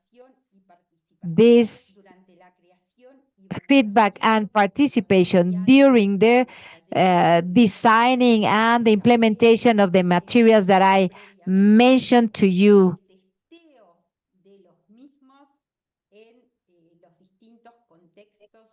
All these materials have been tested in different socio-economical environments as well as in private and public sectors, proving that these materials are effective, and undoubtedly they have collaborated for a better understanding and for the students to own all this knowledge. It also has had a great impact in the community. The distribution of educational materials has exceeded the school environment. It outreached also families, houses, and as I've said several times, it has fostered discussions of social security in a wider context, undoubtedly contributing to raising aware about this subject matter in the general society. And it is also important to mention the results that we have noticed in the issue of economical sustainability. These materials have a low cost and the involved participations have no don't charge for that. So the cost of this material is affordable. It is the equivalent of one ticket for transportation in the Montevideo area. So for this, we reach agreement among different institutions that were involved, and that was very relevant because they were not charging for royalties or copyright for their illustrations or their contents. And the use is exclusively for these materials. They were granted to the program. The copyrights were granted to the program. As a result, the cost of the manuals is very low, ensuring the program's sustainability. Currently, what is the status of this program? As we speak, we are redesigning the education program for Social Security. The main reason is that there was an impasse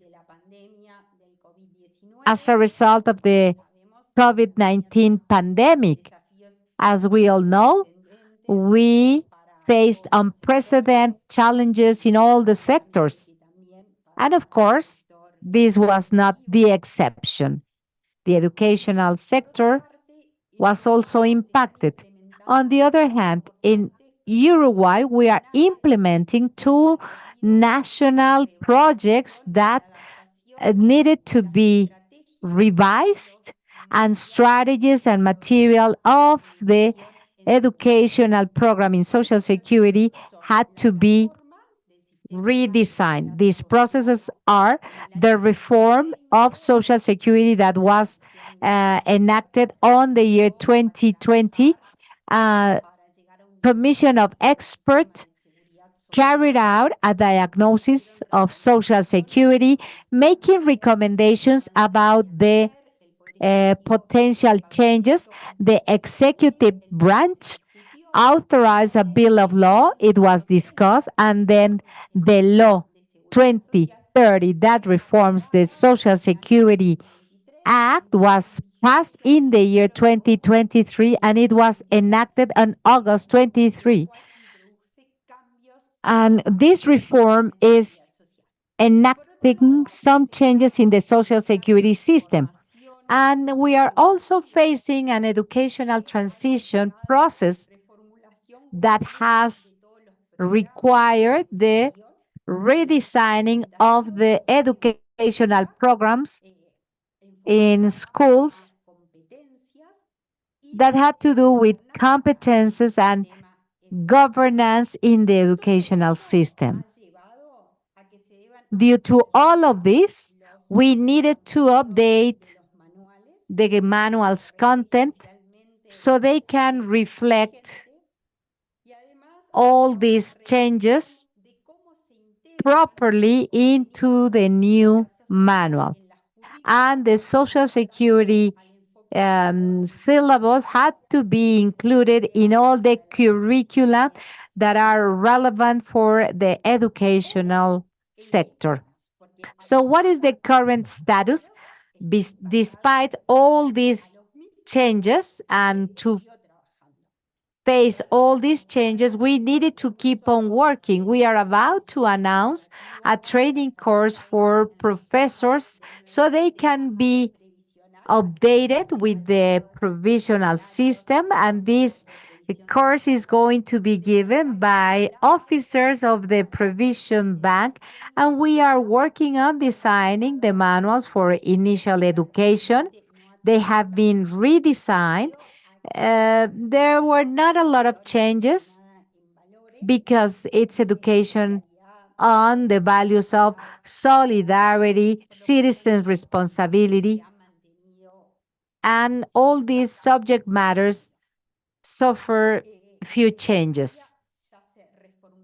In primary, all the materials for the primary level were already uh, redesigned. The text has been changed. We are still working in the graphic design and in the book for primary course. Let me tell you that the Social Provision Bank, it's part of the board of the ANEC together with other entities. And we are constantly involved in the designing of educational material. And we have been invited to take part in the program for Social Security education at a secondary level. When we talk about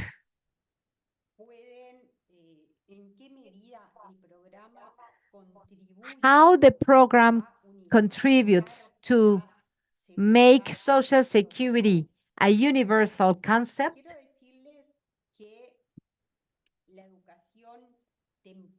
I can tell you that early education is key because it allows to raise awareness on Social Security, and this can be spread all over the society. Highlighting the relevance of social protection is fundamental. It has to be included in all the syllabus to ensure Social Security universality. When we involve citizens as young as 4 years old, we make possible that this system is going to protect children and family whenever they need it and in contingency times, because they learn about the rights that they have in case of unemployment, motherhood, and all elderly.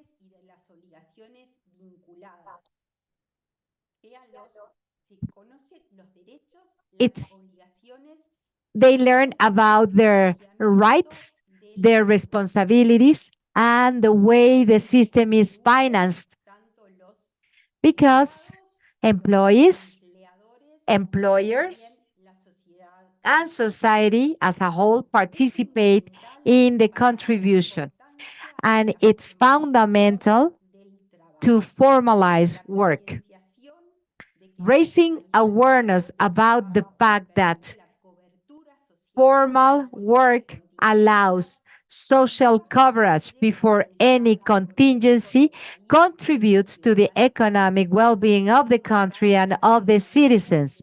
And this has been proven during COVID-19 pandemic because the Social Provision Bank in Uruguay gave a lot of grants, benefits, and subsidies to people that were formally employed.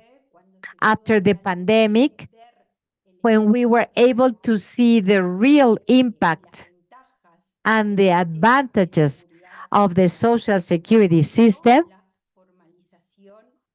there was an increase of formal jobs in Uruguay. And what are the learnings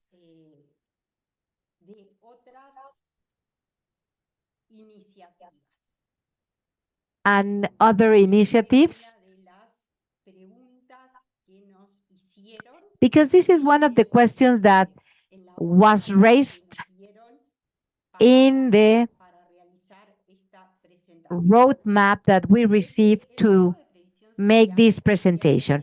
The Social Provision Bank has monitored closely the initiatives from other countries.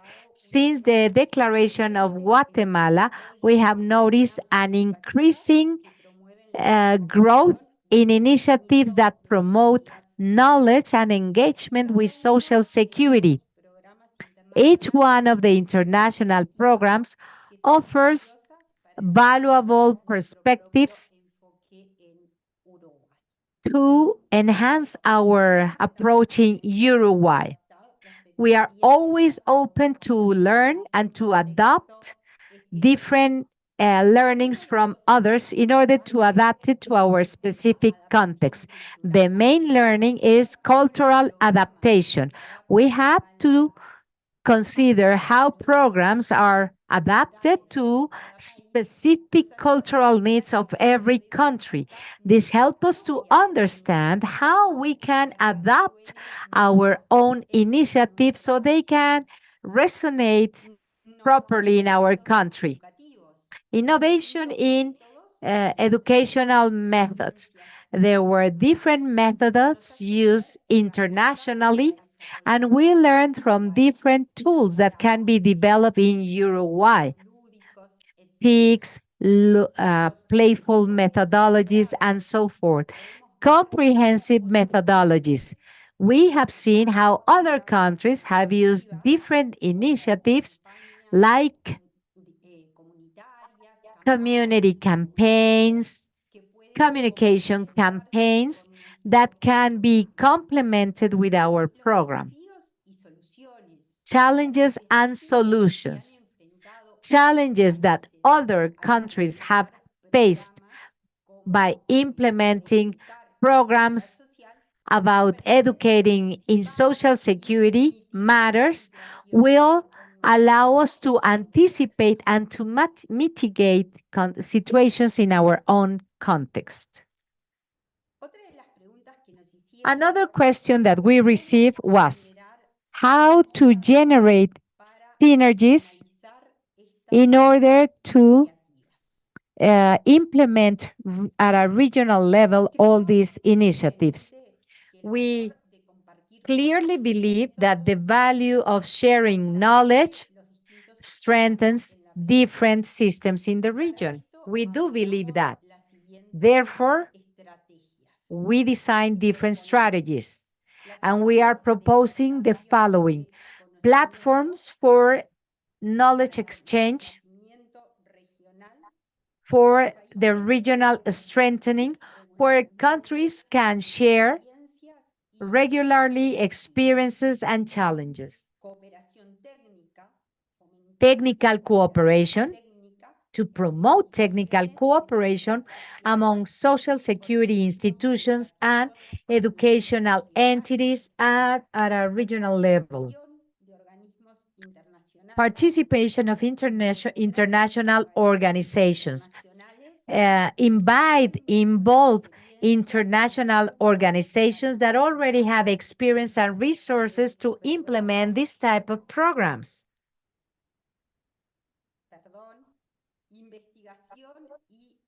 Research and joint assessment and evaluation to design joint research projects,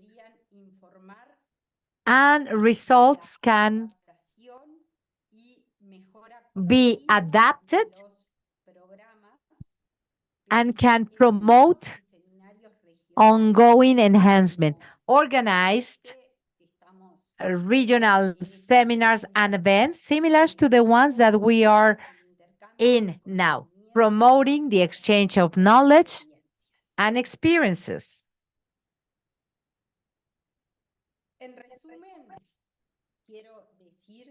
In summary, I would like to tell you that these educational initiatives are not only good for information, but they are great transformers. They contribute to make universal social security. They help us to create more resilient and inclusive societies. And on the other hand, they make sure that every individual in the society understands the value of social security so they can defend this relevant pillar of our society, promoting an active and consciousness awareness of the system. And by doing so, by educating on social security matters like the uh, educational program does in Uruguay, we are not all only preparing individuals to have a better understanding of the social security, but it strengthens the economic and the social fabric of the country, promoting democratic systems. Due to all of these reasons, I would like to invite you to keep on engaged, creating collaboration networks, because with our joint effort, we are going to make sure that social security is not only going to be a social security scheme, but it's going to really enhance the protection of the individuals in the region. So this is what I wanted to share with you about the educational program in Uruguay. I am here for your questions, and if you wish, I am open to collaborate with all of you in order to have a better social security system in all of our countries. Thank you so much. Thank you, Ms. Verendelli. Thank you so much. Without doubt, ma'am, the case of Uruguay is one of the most innovative ones. It's one of the cases that proves that it's efficient and it inspires the rest of the LATAM region. So I would like to fall back and retake and stress on that point that you've mentioned about the Guatemalan Declaration and the catalyst. It was a catalyst that drove forward or their programs for social security culture development in the region. And this subject or topic specifically at a regional scale, we've analyzed and are working avant-garde or at top levels with other regions and countries of the world. To continue with today's agenda, let's go through the analysis of the Canadian Social Employment Agency of Canada. We're going to analyze that case. We have two participants or stakeholders of this entity, Hillary Clark and Mr. Clooney. Hillary Dark and Clooney are present, so I'll share their bios with you before the floor is open for them. Mr. Clooney is an executive of top innovation, top performance, 25 years of experience in Social Security agencies of Canada. Craig Clunick has been acknowledged for his achievements in different projects of policy drafting, public health, and he's been the IT services post holder amidst the pandemic and COVID-19. He's the executive lead with the Retirement Center who received an accreditation or a token of their achievements. He has the Memorial University degrees in Newfoundland at Labrador, and he also finished an accreditation that took 2 years of organizational structure of NTL, or the Institute for Applied Behavioral Sciences at Washington, D.C., U.S. And Ms. Hillary Dirk, she's a dynamic leader, works with strategy, passionate for what she does, improving customer experiences. She's dedicated 20 years as a professional to improve the services offered to Canadian citizens. And she has also been acknowledged for the transformation in business and the programs for Canadians. She has been proven her performance in corporate associations entities. She's high engagement using technology. Hillary has the capacity to recruit and keep top talent management and leads with enthusiasm, humor, and honesty. She has a psychology degree. Greg Hillary, ladies and gentlemen. Thank you very much. Thank you very much. Buenos días, delegados. Muchas gracias por la invitación. Thank you very much for the invitation. Really, really happy to be here. I wish I could do more in Spanish, but that is my limits. So hopefully the translators will be able to keep up with my English. But what a pleasure to be here today. We're taking a different tack than some of the other panelists. We're going to have some fun with you. You're going to see a demonstration of our product. We're going to talk to you about our retirement hub, which we are extremely proud of. We'll talk to you about why we did it, how we got there, and then we're going to demo it for you. And hopefully you'll be able to take some best practices out of that and use it back in your own host countries. So without further ado, I'm going to dive into the presentation, but I will situate you with a few facts as you're reading the topics that we'll cover. So we work in a department that's called Employment and Social Development Canada. It has the third largest budget or operating budget in all of the Canadian departments. We've got about $100 billion budget. It's fairly significant, and we provide all the social services benefits to all Canadians, or the vast majority of them. 75% of our plan spending is dedicated to old age security and Canada pension plan. So for Canadians that retire, we basically provide them with their benefits. So this retirement hub is a tool that we've designed in a very short period of time to be able to address what we refer to as pain points for Canadians who are about to retire or who are retired, to reduce some of the pressures that we have in our call centers, but also to make things easier for folks. So we're going to walk you through a little bit of this. And like I said, the big part of our presentation today will be Hillary, who walks us through a demo. So you're probably wondering why. I talked a little bit about it just from a financial perspective. We also saw that a lot of people were calling in. We know this particular demographic or clientele isn't all or are not all computer savvy with the internet. So they typically like to call. So we wanted to proactively get ahead of that. And essentially what we've done is we've, at the result of the fact that we now have a new Minister of Citizen Services, are starting to look at our programs, not from a program delivery perspective, but from a life event perspective. A little bit like the previous delegate talked about in terms of earlier childhood education. Well, we're looking at things from a life event perspective. Birth, marriage, about to retire, there's different things and reasons as to why clients would reach out to us as a department or perhaps would need our services. So under this sort of OPSIS or umbrella is how we drove this next project that I'm about to talk to you about. So we'll move to the next slide, Melanie. So the very first thing we did is we had to put ourselves in the shoes of our clients. I know it sounds strange, but we don't often do it. It's terrible to admit it. We get ourselves into a bit of a scenario where we provide services, we cut checks, we make sure that people get what they need from our perspective. But we rarely take the time, or we don't take it often enough to sit down and speak with clients. Hillary will talk to you a little bit about that when we talk about our approach. But one of the most important things that we did was we looked at some of our client satisfaction surveys from Canadians, and we had a look at what we referred to earlier as pain points. We know that most of these clients start to think about it and worry about it early, long before they retire. They want to know what their benefits are.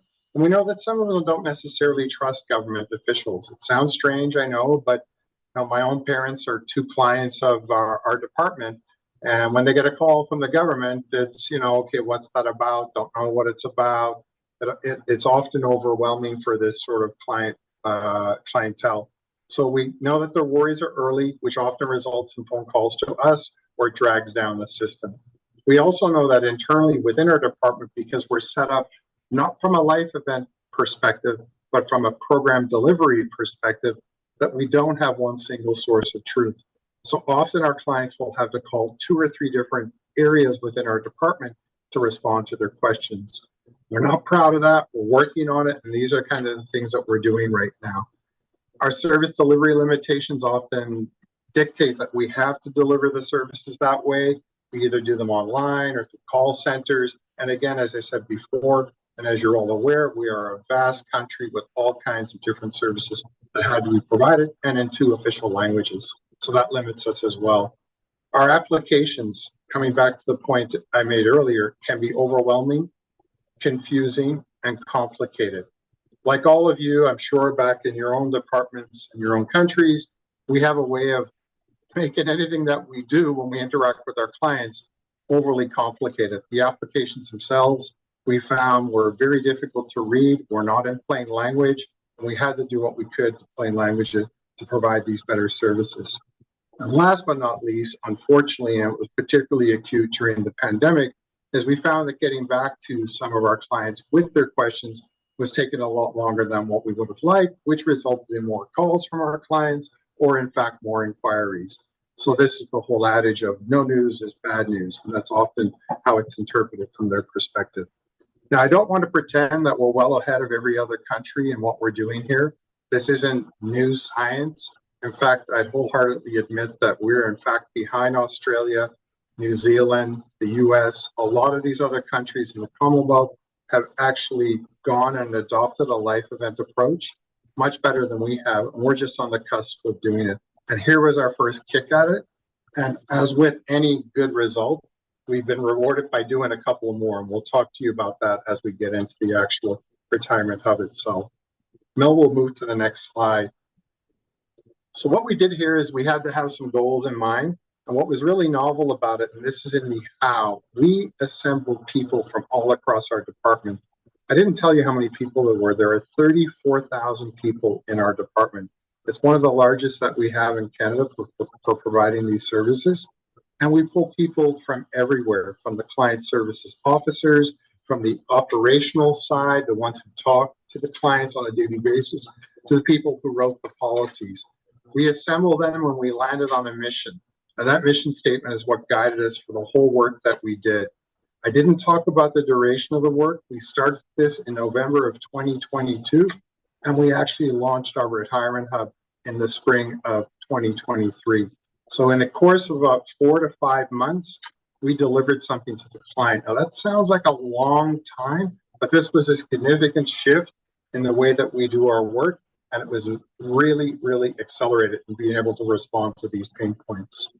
You'll see what we envisioned as outcomes. These were shared by all in the sessions that we held that Hillary will speak more about. We used some pretty fancy technology, not all that different than what we're using today, but different with regards to how we would normally work. We really broke the barriers and turned things upside down. And we did this with the sole goal of making sure that we could address the pain points, and more importantly, putting the client's needs first rather than our own. As a client, they don't care who they talk to when they're reaching out to us as the department. They don't need to know that it's one particular group that's responsible for one program and another group that's responsible for another. They want their services rendered and as efficiently as possible. So regardless of how we're organized internally, this was about the interface with the client, making sure that they saw us as but one department. We'll go to the next slide. So I talked a little bit about this one, and I guess you can see the happy face, the sad face, the frowns, the inquisitive faces, and the groans there. And it really was that. As I said before, we turned the department upside down. Probably one of the hardest things that we did, and I'll speak to what we learned in doing this, in case anyone wants to mimic it, is we had to convince our own employees and ourselves that we had to do what I refer to as leaving our badges at the door. That meant that regardless if you were responsible for a particular program, you literally had to forget about that and again, think about the client. What would the client want? What would they need to know? Is it important for them that they know that when they're talking to you that you're from a particular program or you work in a particular area of our 34,000 people in our department? Not at all. What they needed to know is that they could get answers to their questions and address, as I talked about before, the pain points. So we assembled these folks. We held numerous workshops over the course of this 3-4 month period. We had the sponsorship of our most senior management, including our minister, and we were able to deliver a product that, as I said before, we're extremely proud of. One of the things that we did, which was really important with this cross-functional team, is we did not limit ourselves. We started by actually just whiteboarding and brainstorming. if there were no limits at all in terms of how we were set up, what might we offer in terms of services? Now, obviously, reality came into play, and we had to quickly curtail that. We could not offer everything that we dreamt up, but what we did do is deliver what we referred to as a minimal viable product, which was something that could be done in the short time frame that we gave ourselves that would make an immediate difference for the clients. And we can also build off. We'll go to the next slide, please. I think this is where I turn to you, and you're going to talk about some of these features, right, Hillary? Absolutely. Thanks, Craig. Buenos dias. I'm going to start by giving you a little breakdown before we get into the demo, just to give you an understanding of the features that we built and how we organized them. So you can see from this slide that we grouped into two major areas, awareness and planning. So for the awareness features, we really wanted to focus on consolidating information, contextualizing the benefit information that currently exists, and displaying it and offering it in a way that was more user-friendly, in an accessible format, really easy to follow on our platform. And then the planning side was really to offer some personalized tools to help support decision-making for our seniors. So things like their individual situation, when might they want to retire, what benefits could potentially be available to them. And we developed a checklist that I'll show you very shortly to really allow them to play around with different scenarios to inform those decisions. Next slide, please, Melanie. So who did we talk to? So as Craig mentioned, we really wanted to engage seniors. We wanted to hear and get real life feedback to understand what were some of their challenges, what were some of the concerns, questions they may have, and or features that they may find helpful. So using a broad range of clientele, we wanted to get very diverse and different perspectives to help inform what we actually built. Then once we started building the product, we actually went back and we tested with seniors again. So this was not only to get their information, build something, but then actually have them try it out and let us know, are we hitting the mark? Are we addressing the pain points that you've shared with us? Which really allowed us to develop something that we didn't feel was just our own opinion, but actual real citizens and Canadians to help them guide through. And this information was most critical for addressing the pain point of applications can be overwhelming. To Craig's point, they don't know the difference between departments or benefits sometimes. So how do we simplify that to really help guide them through to make sure that they're aware of the benefits and that they're actually getting the benefits to which they're entitled? Next slide, please. So why? Why is data important? We had a successful launch, and some of the statistics, they continue to grow day by day. As Craig mentioned, we launched the Retirement Hub in the spring of 2023, and initially we had about 300 visitors per day. We are now well over 1,000 unique visitors every single day. So the word is getting out. We've done a wealth of communication efforts, also working with third-party providers to really make sure that folks are aware that this tool is out there and it's valuable, and inviting folks to come and use it.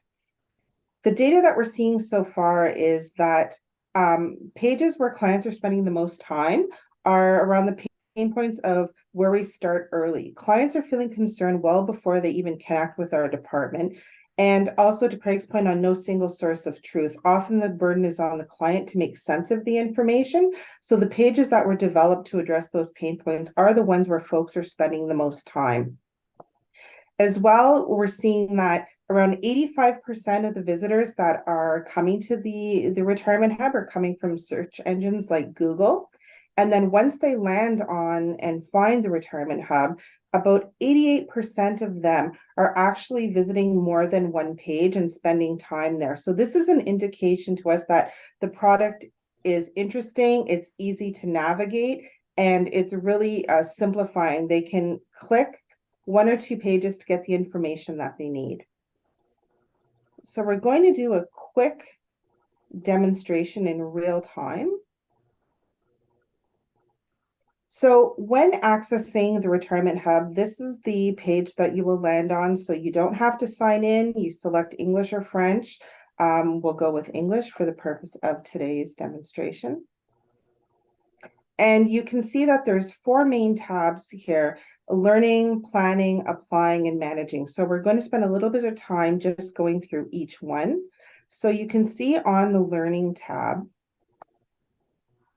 it's providing the users with a bit of useful information and some top learning links. And these are links that they can access. They can read a little bit more about public pensions, rules of thumb. We also have created real life personas. Again, to Craig's point, talking about different situations and to help guide users through, they can find a personality that may match their own situation, but that's not their only option. Then we go to plan. So again, Plan is providing some other very useful tools that we did not develop, but other areas of the department did. And they go hand in glove with preparing for and planning for your retirement, excuse me. So Mel, can you we'll just show you some screenshots of the retirement income calculator. This is a very useful tool that allows users to go in and enter some of their information, such as their birth date and so forth, their income, and it generates results that will help users to inform decision making. The other useful tool that was part of that link is the benefit calculator for the old age security pension. Again, this is a tool. We don't collect or store any personal information, so there's no privacy risk, but someone using this can go in and enter different scenarios on when they want to start retiring, and it gives them an indication of what their benefit amount may be. So again, these are all tools to help inform decision making on when to take their federal pensions. Then we have the tab on Apply. So the tab on Apply, again, provides useful links, which will bring the user directly to application forms and information for our 2 core retirement programs, the Canada Pension Plan and the Old Age Security. And finally, we have Manage tab. So the Manage tab is really an opportunity. We have an online service that we offer through our department called the My Service Canada account.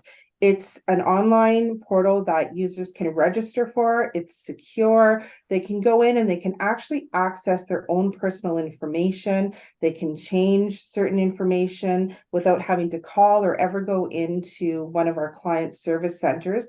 They can also get real-time updates. If they've submitted an application, they can often track the status of that application. So again, this is keeping with that user-friendly, informative services to Canadians through the channel of their choice. Thank you, Mel. So now we're going to go back and we're going to walk you through in real time the quiz that we've been speaking about that was developed. Again, we're not storing any personal information. There's no privacy concerns, but it allows clients to go in and really try different scenarios to help inform some of their decision making. So one of the key design factors that was really important through this process was upfront, before anyone even gets started, we want to make sure that clients understand, here's the information that you're going to need to be able to use this tool. It gives folks time to prepare. They can have a look and then they say, okay, time to complete the survey is about 3 minutes. This was also very important in the design. If you make it quick and simple, chances are people will use the tool and they know what to expect going into this. Start the quiz. So here's the ready quiz. So again, when do you plan on retiring? So Melanie, let's say at 65, please. And there's only 8 questions as well. So it's short, it's to the point, and it's useful. Select all that apply to you. So we're going to say that we're married. And yes, we have children. Next question. How financially prepared do you feel? Let's say unprepared for today.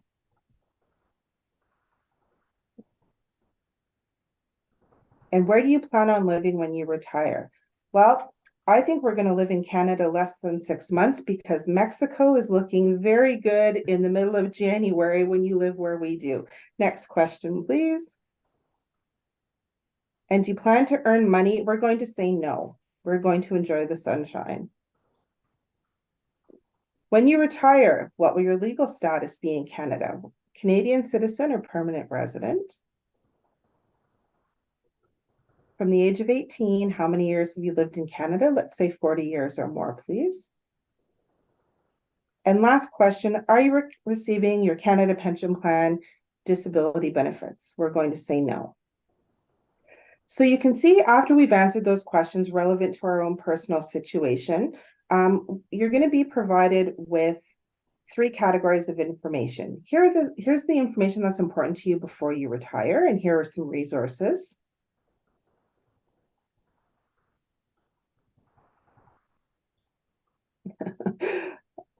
When applying for benefits, so these are tasks to think about. So again, this provides criteria and information specific to the benefits that our department offers, as well as tax implications for the Canada Revenue Agency.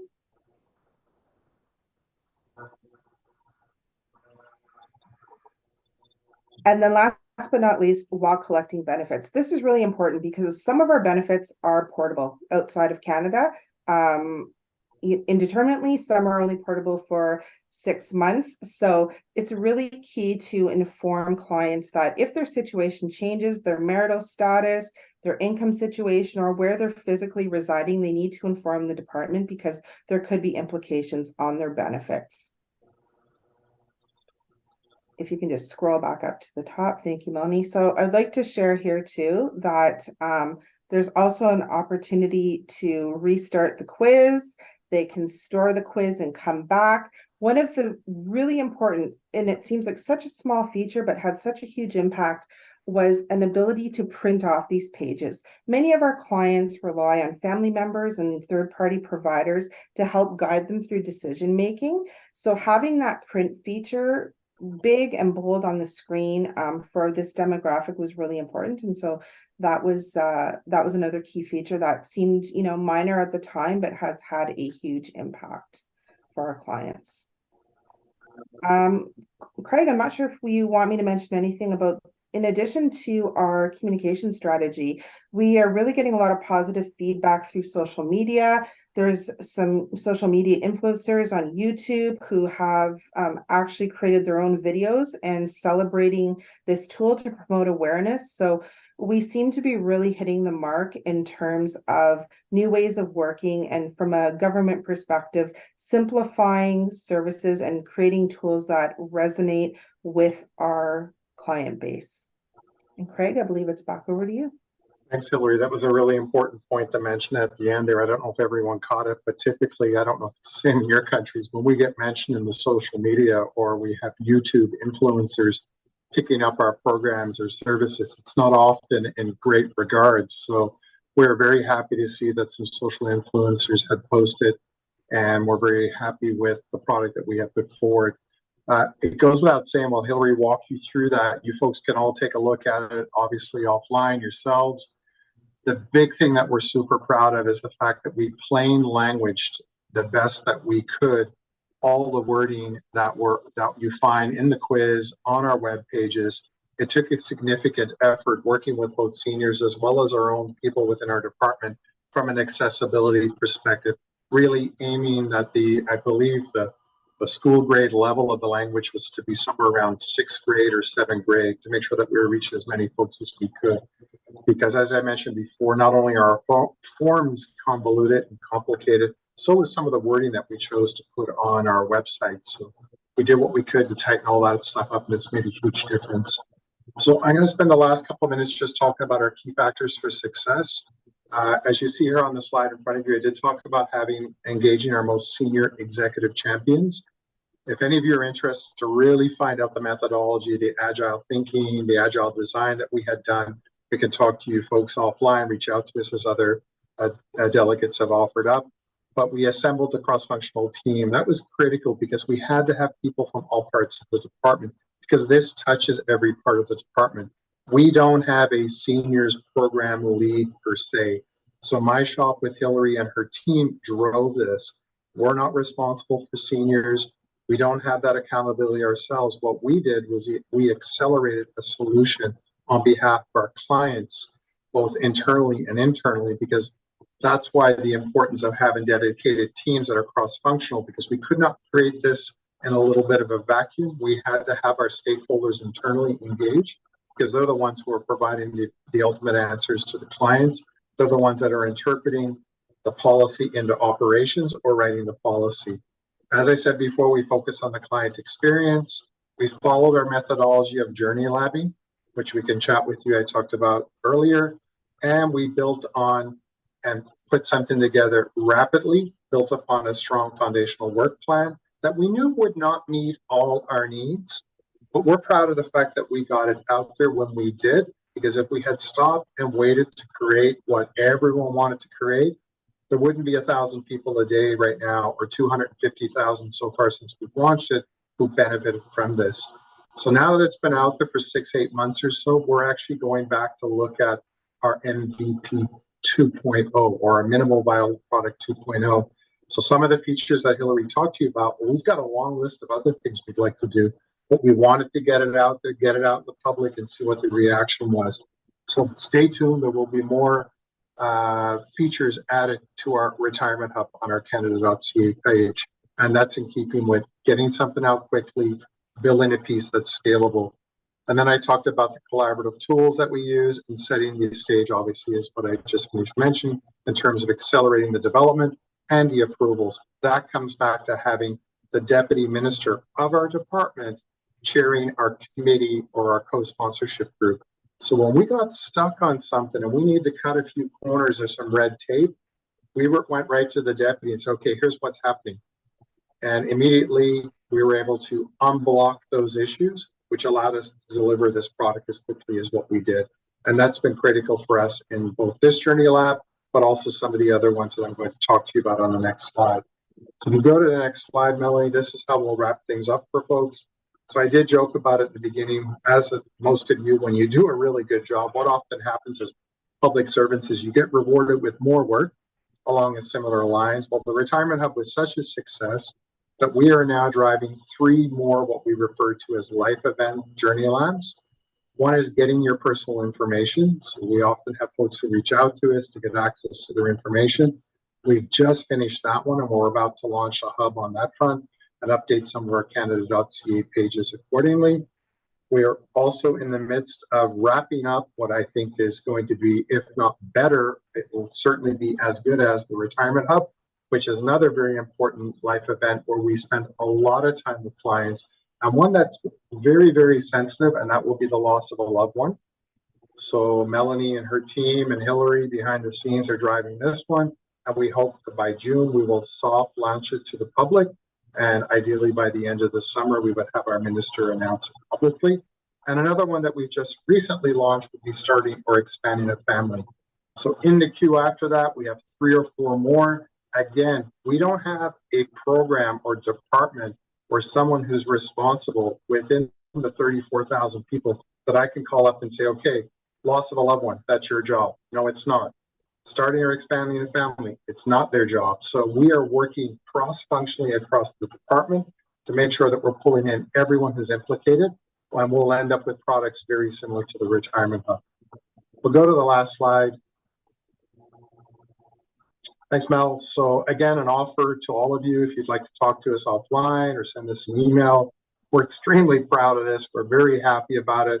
We're getting great kudos with our various different departments and provincially as well, not only at the federal level here within Canada. So if there's anyone who'd like to reach out, please don't hesitate to do so. And muchas gracias, delegados, and I'll go back to the moderator, please.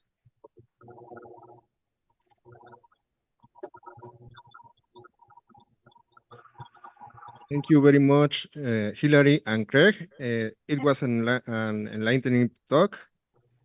It showed us how technology and client orientation may help to decision making and also boost access to benefits. Now I'm switching to Spanish.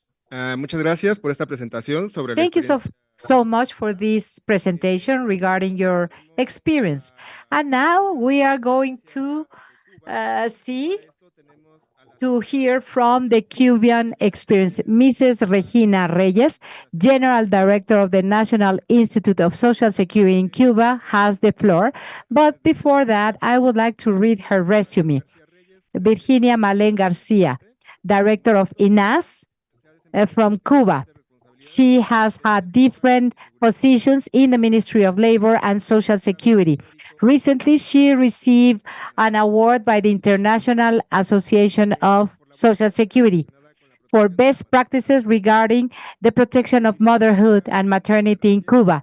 Virginia represents the Ministry of Labor in the American Commission of Elderly People and a statute member of the CISS. And he has a role in the development of elderly people and the designing of current policies for Social Security. You have 20 minutes for your presentation. Thank you so much. Good afternoon. I would like to thank the conference for giving me the opportunity to be part of this conference to share our experience in the issue of Social Security. We have state and federal offices where we provide services to the general population, and they receive an immediate answer to all the requests that we received. We also have a database of the beneficiaries of Social Security, around 1,700,000 people. And we receive information in real time about the situation of the beneficiaries, allowing us the decision making for their protection. It's essential to have good communication in order to promote the culture of Social Security. We also accompany the processes of enacting every policy that has to do with Social Security. And therefore, the Ministry of Labor has put into practice the next initiatives for education in Social Security. We have enacted a web page where citizens can have access to all the publications. They can ask questions. They receive answers for those questions. We also have another platform. The name is Bienestar, to receive concerns from the population and to analyze every case. They can consult current pieces of law and they can make a calculation about their contributions, taking into account the work that they have done at a state or at a federal level. We also have TV and radio programs to inform the population and to answer their concerns regarding Social Security and social assistance. We have a means of communication in order to replicate all the information to fulfill the needs for information. Periodically, we inform the legal opinions that are enacted and we provide the corresponding information so population can have more information about Social Security and they can face any situation.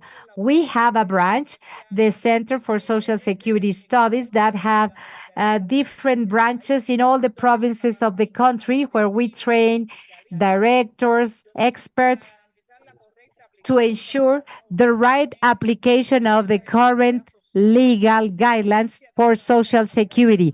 We promote training of partners and workers about the new state laws for SMEs, for non-agricultural corporations, or freelancers.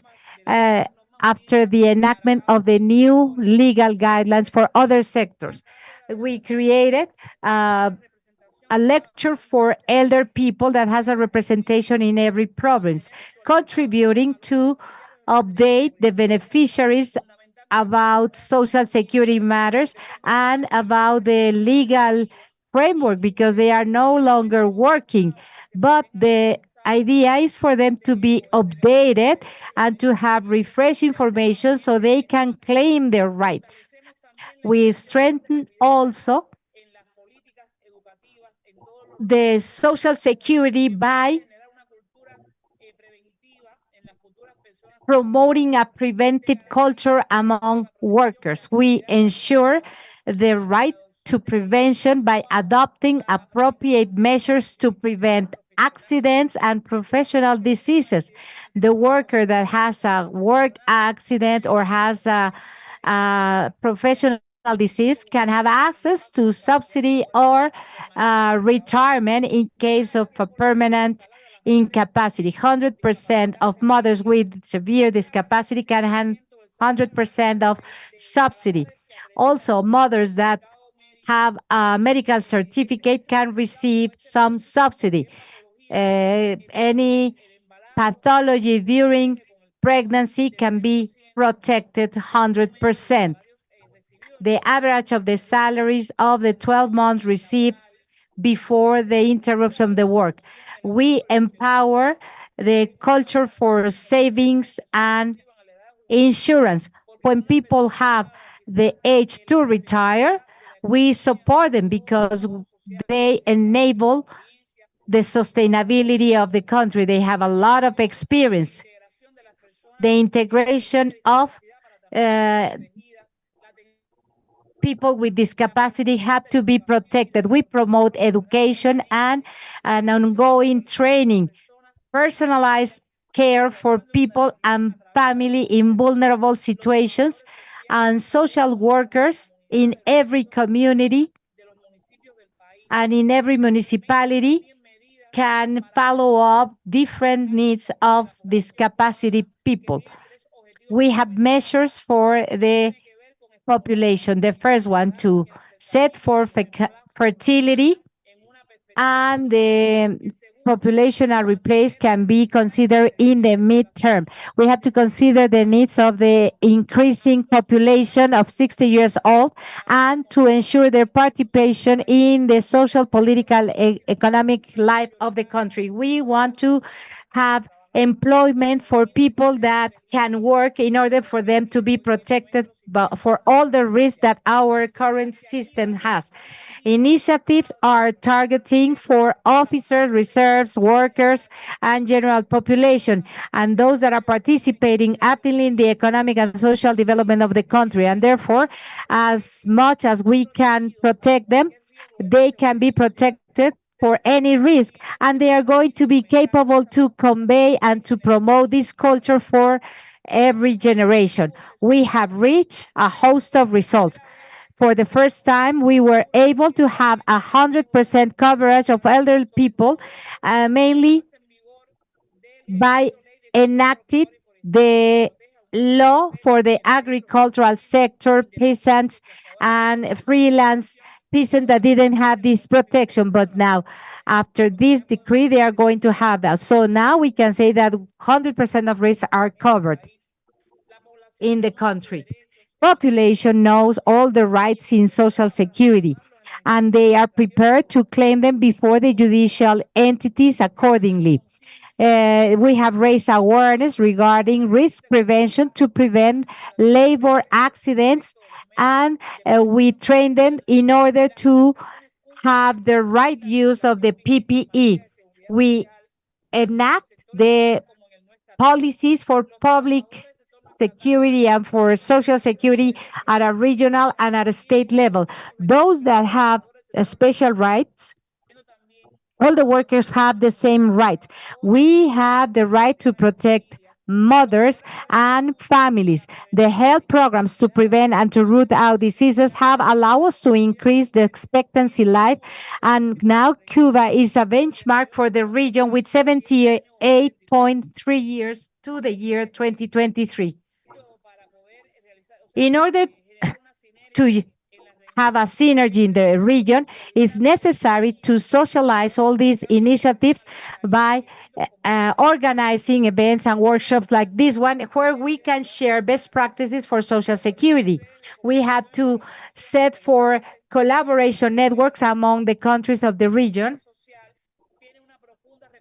And social security matters have a great impact in all the sectors of the society. Only 20% of world population has appropriate coverage for social security, and more than half of the population has no social protection. Social security is clearly defined in the all ILO agreements as a fundamental right, even though in their reality, a small proportion of our people in the country enjoys that right. Therefore, it has become a universal challenge in a globalized world. Thank you so much. This is what I wanted to explain to you regarding the best practices for education in social security in our country. Thank you so much, Mrs. Virginia Garcia Reyes. It was quite enlightening to hear about the Cuban experience. The truth is that you are doing a lot of innovative actions, and it has been great to have you here.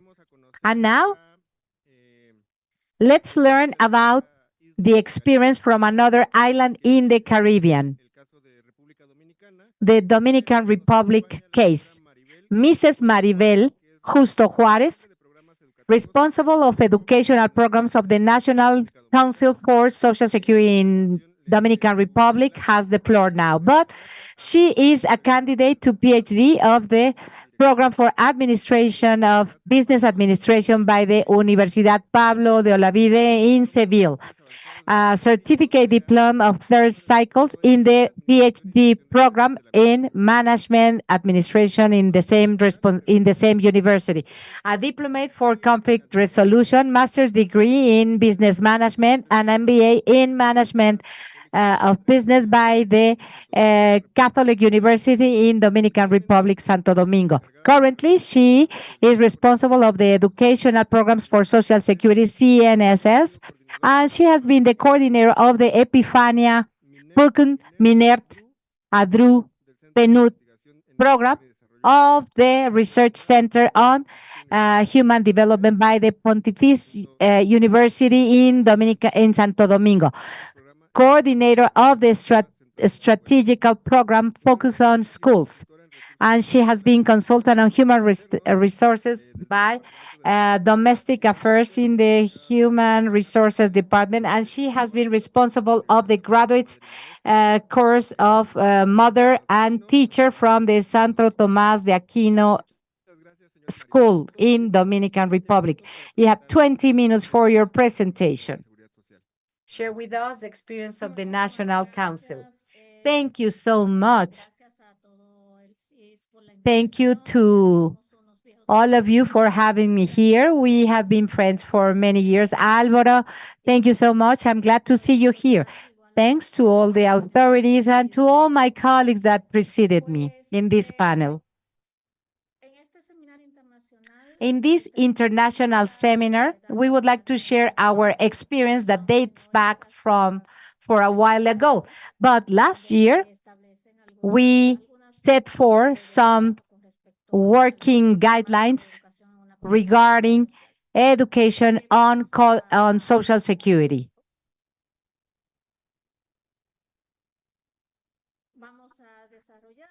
This is the items that I am going to address: the legal framework, the backgrounds that we have had in education, the deployment of the education strategy, a culture on Social Security, what are the pillars of the strategy, how well are other institutions implementing this education, some educational actions, and current status.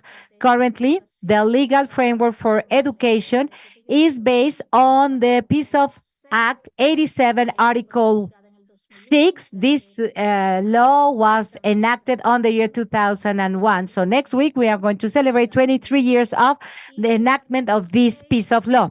Article 6 states for specifically that education, basic education in Social Security,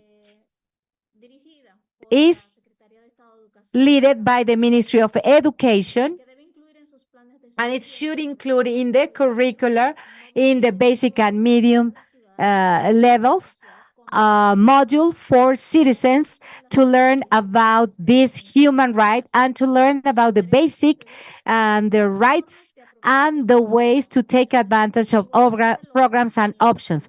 And this is going to be applied also for technical studies. However, it was until last year where this National Council of Social Security was able to, after 23 years, was able to give the first step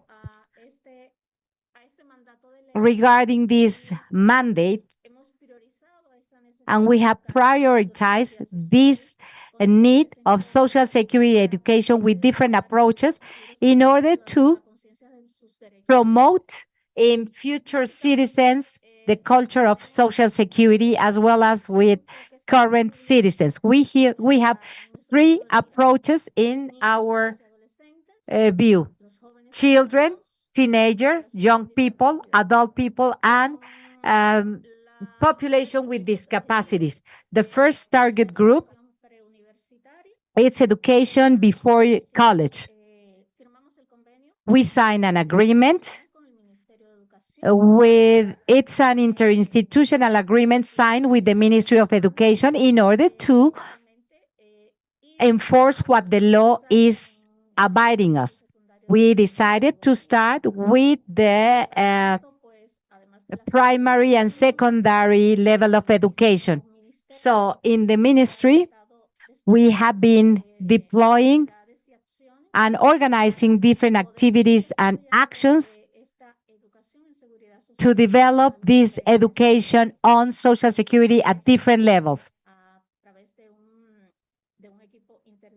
We designed a cross-functional team with pedagogists and technical staff in Social Security, and authorities have designed all the educational material targeting the primary and the secondary levels. With this material is focusing on every level, but we work specifically with the subject matters that are relevant according to our curricula. We closely analyze what matters should be involved within the Social Security. It's important to mention that the content of Social Security is part of the curricula in Dominican Republic. The National Educational Committee is supporting all this in order to have an appropriate education with accurate information. And for this training before college, we have been in touch with other entities that already have an effective trajectory promoting a culture of Social Security. We have had conversations with PEPESA. We have heard about that with the previous presenter, and we have signed some joint collaboration agreements so they can support us in this educational process. And the same applies for diplomates. These are short-term courses with three approaches. One for public servants. We sign an agreement with the National Public Administration Institute, the institute from the government in charge of training public officers and public servants. So education on Social Security becomes part of the core education that every public officer should receive. And we have signed agreements with other entities that provide technical and professional trainings, especially for the business sector, with universities for a basic training on social security, and with other colleges. We are focusing on the young adult population, and in different schools, in different colleges, we are developing and organizing different workshops to raise awareness for that target group with our technical staff from the council. Now,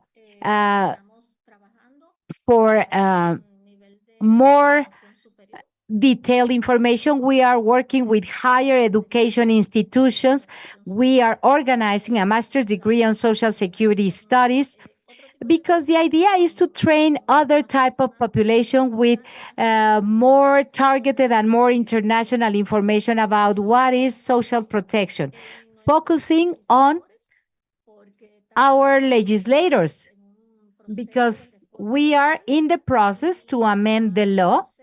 So for the council is of the utmost importance to train our legislators in order to make better decisions and to have a better performance as legislators.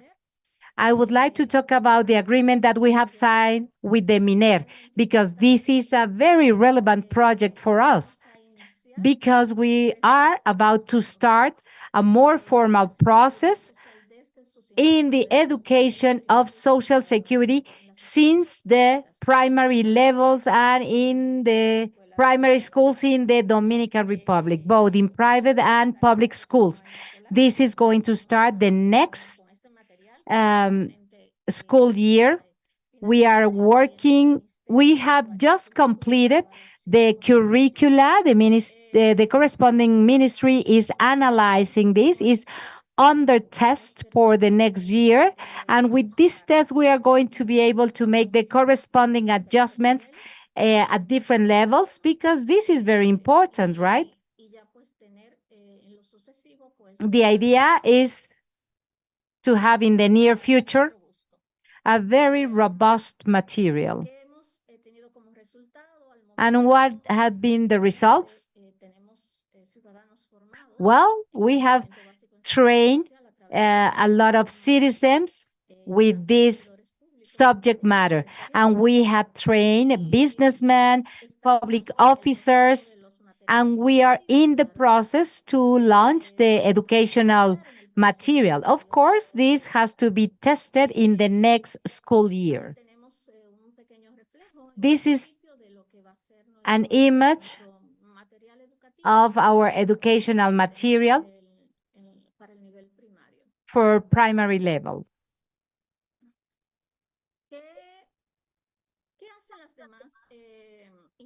What are the other institutions of the system doing on education on social security? Well, the Under Ministry of Prevention, the CPEN, as of the year 2016, they launched their School for Prevention Studies. It was a very important hallmark as an institution.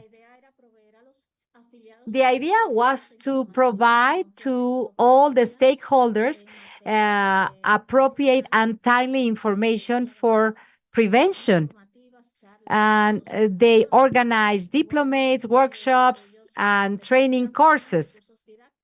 And they have a lot of resources online and in presence regarding savings. At the beginning of the year, they launched a local academic entity for retirement and pension funds. And they take part in the financial week organized by the Central Bank in the Dominican Republic, that is organized every year to outreach all the stakeholders so they can receive training in prevention and retirement education. We also provide information about family insurance to the people that request for that. They organized events to inform about health risk for healthcare providers, informing them about specific regulations. And we also organize users workshops for motherhood, and the IDOPRIL has a specific area to coordinate educational events for prevention education. The idea is to develop an educational and information strategy to promote a culture of social security. And finally, the DIDA has a department for promoting and training activities that help citizens to extend their knowledge about the benefits of the system. Of course, they offer discussions, workshops, and conferences.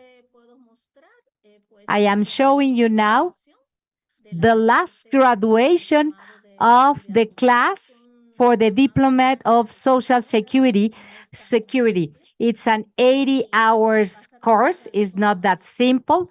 We provided all the information about the law, its origins, regimes, and other matters of interest. Of course, this is for all the institutions in the system, but also for all the institutions in the business arena. And what is the current status? We are about to start with the test of the educational material for primary and secondary students in the next school year. And we are going to launch the master's degree on social security and social protection in the month of August. We are going to open new cohorts of the diplomate, and with the amendment of the law 87-1 that has been passed, we have to continue with the enactment. We are going to have elections pretty soon. So I can see that with this, we are going to receive a lot of information to update the law and to make the corresponding adjustments in the curricula and in the material that we are designing. So in a nutshell, this is what we have implemented regarding education. And I also talk about all the developments that we're going to have in the near future. Thank you so much. Thank you very much, Mr. Maribel. It's always, Ms. Justo, a pleasure and an honor to hear and listen to all the innovations in the social security system of Dominican Republic. It's a 8701 innovation for 2021. I think that you just simply broke through all constraints that we had in the Dominican Republic system, and in LATAM we analyze these three components, the functions. You've worked in innovation, you're including social security innovations and all of this in law, in the body of law. In your instance, you're enabling us, or you're communicating what you've been doing in these levels from your side, but we're pleasantly surprised with all the innovations that you've communicated and what you're going to kick off at that door. Time is of essence, and it's cruel, and it's flown by, and we've consumed a lot of time at our table, and unfortunately we're not going to be capable of answering right now the questions of the audience. We are not going to have a Q&A session, question and answers, but we're going to give you the response at the right time, because we're very interested on listening to the voice of the citizenship. The next dialogue will start in 2 minutes, and temporarily we're going to deactivate the camera, and we're going to resume or reactivate our streaming for the second panel to start. Thank you all very much. We thank all the panel members. You've clarified so much. We are going to listen to the next experiences at a continental level. Thank you very much.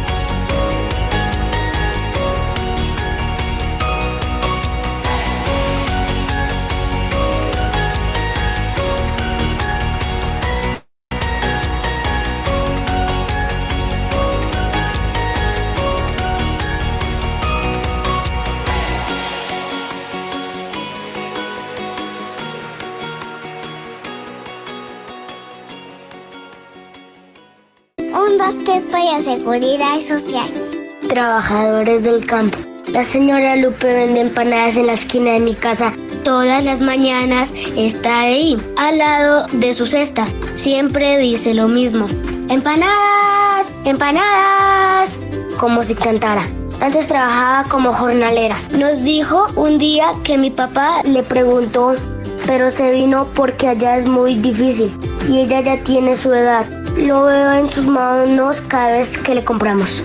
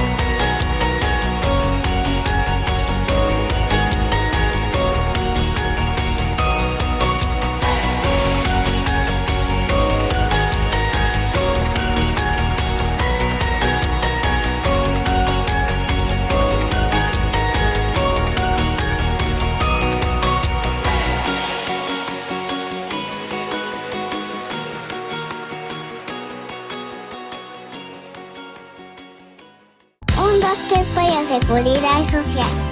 Todos contribuimos. En un país, todas las personas que realizan un trabajo formal o informal contribuyen con la seguridad social, que es una manera de ayudar al bien común. Las personas que ayudan en las tareas de la casa, los ancianos, los niños y aquellos que tienen alguna discapacidad aportan de muchas maneras a la seguridad social. Todos participamos para que una comunidad sea próspera. La ayuda que damos para distribuirnos las cargas son formas de crecer juntos.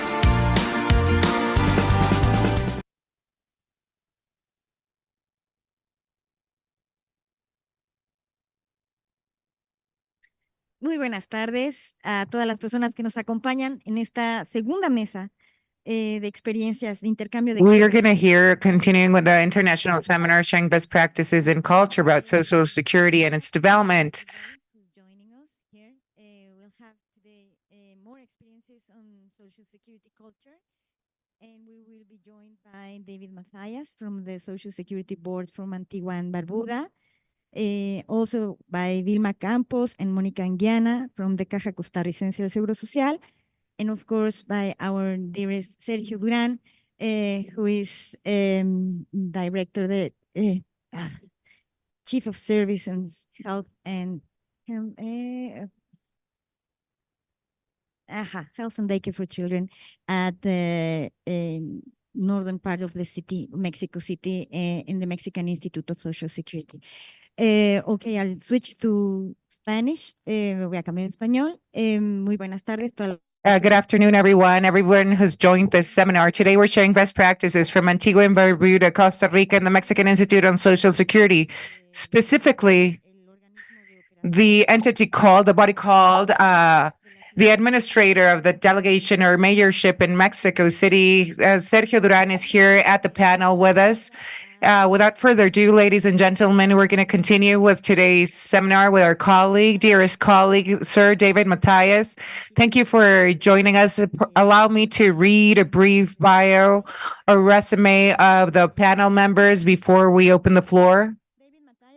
Mr. David Mathias is the Executive Director of the Social Security Authorities of Antigua and Barbuda. He is the post holder of the Inter-American Commission of Organization and CAOSA, of the part of the Inter-American Conference, VP of the Permanent Committee of this conference on Social Security, which also is enshrined in our bylaws as an Inter-American Conference. He's a major collaborator for the conference. He has studies in economics, history, masters in history and project planning. He has been working for over 26 years in government in different positions. He's designing, implementing effective strategies for Social Security.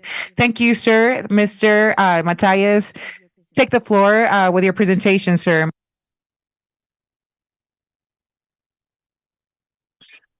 Buenos tardes y todos. Good afternoon, all. It is good to see my friends and colleagues, and I thank you for an opportunity to share some of the experiences that we here at the Antigua Barbuda Social Security Board have embarked upon with regards to building a culture of acceptance and a culture of awareness of Social Security. It is perhaps important that we begin at the beginning when looking at Social Security to understand its history within Antigua and Barbuda. We are, in Antigua and Barbuda, the oldest Social Security system within the Eastern Caribbean Currency Union, or the smaller states of CARICOM. You would know us as Subregion 4, which normally constitutes the English-speaking Caribbean and North America. Our focus in terms of Social Security, building that Social Security culture and building that Social Security understanding, has been on approaching the youth. In the past, we have looked at those persons who are just about to transition from secondary school or high school, going into either the world of work or to tertiary education. That program was targeted towards understanding, sharing with the young people our benefits, how it impacted them, the history of Social Security, looking at its origins in the First World War, coming all the way forward to how it impacted with the Great Depression. We have since moved from that with the assistance of the CISS and the CISS, in that we have developed an Educating in Social Security program, which was meant not only to impart Social Security knowledge, Social Security information, beyond benefits, beyond contribution, but to actually bolster our compliance by allowing the young to bring their children, their parents, and fellow colleagues, fellow children online or on board with Social Security advancements during that period. We have taken this one step further and started looking at not only the young and persons about to leave secondary school, but persons who are just about to enter into the world of work. And those persons just about to enter the world of work will see a different Social Security in Antigua and Barbuda.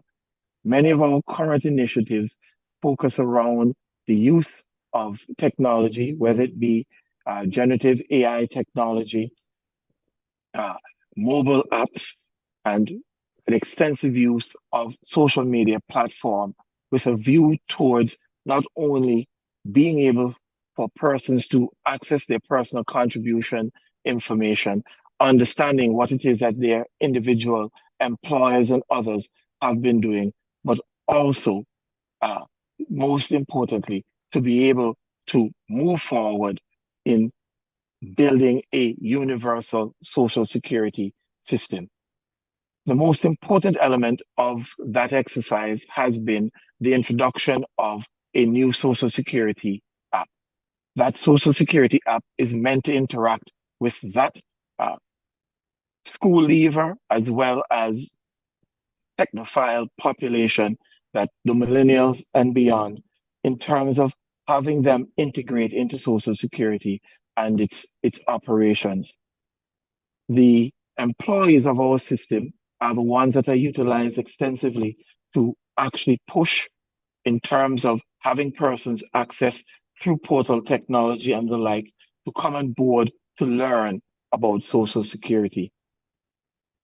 In an effort not to exclude any generation, we have utilized all of the technologies that we think are available to us, whether it be social media platforms such as Instagram, YouTube, Facebook.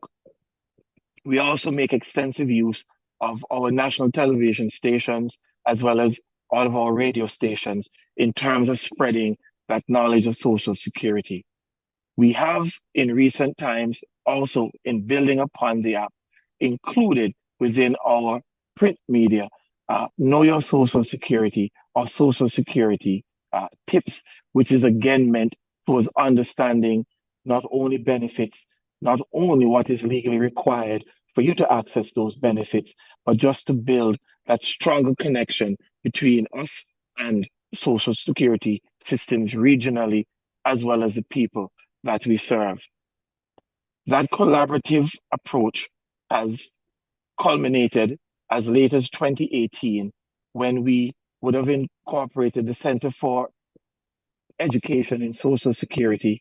They are situated in Mexico at the CISS, and the Ministry of Education in what we call Educando en Seguridad de Social, which is our Educating in Social Security program.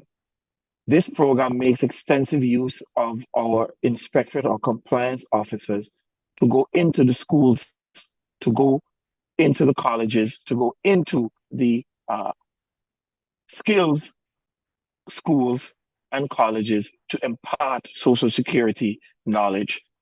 We have, in most recent times, engaged the Ministry of Education, Science, Technology, and Sports in the development of strong ties between Social Security, not only with the sporting fraternity, but also with building out a social studies curricula that does help the young and school leaving population to understand what is happening with Social Security, the innovations of Social Security. And through most recent innovations and discussions with the Secretary General of the Inter-American Conference on Social Security, as well as the Director of the Center for Education in Social Security, we are pleased to announce that we are making strides towards the introduction of English content within the SAFE, as well as the development of strong relationships with the University of the West Indies, which we also partner with the development of our artificial intelligence program.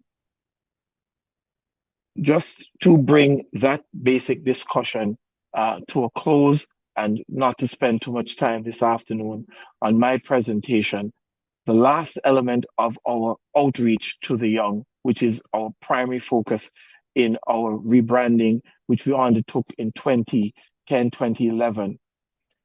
If we are to build a technologically driven, strategy focused, and customer centric institution, we recognize that it begins with us understanding what is needed by our customer base and our beneficiaries. To better inform that, we have structured much of our educational content and our staff or customer or beneficiary outreach content towards not only understanding your rights, but also seeing social protection as a fundamental right of every Antiguan and Barbudan. Towards that end, we have indeed focused much of our efforts on the youth, and in part of doing so, we are the title sponsors of Junior Science Quiz. We also are sponsors of many sporting events throughout Antigua and Barbuda, and we also partner with other civic and civil institutions such as the Lions and Rotary towards looking at men's health and women's health, being title sponsors as well towards cancer research and HIV and AIDS research. We also sit as part of that overall social engagement initiative and education campaign. We are fundamental elements of the country coordinating mechanism for the Global Fund to respond to HIV and AIDS in terms of identifying key projects that can move that initiative forward. Needless to say, we as an institution recognize that the ultimate source of education at the moment is our voices. and we utilize as many media, whether social or print or traditional media, to spread that message and to educate our people, living true to our credo that we grow to provide for you. With that, I thank you for listening this afternoon.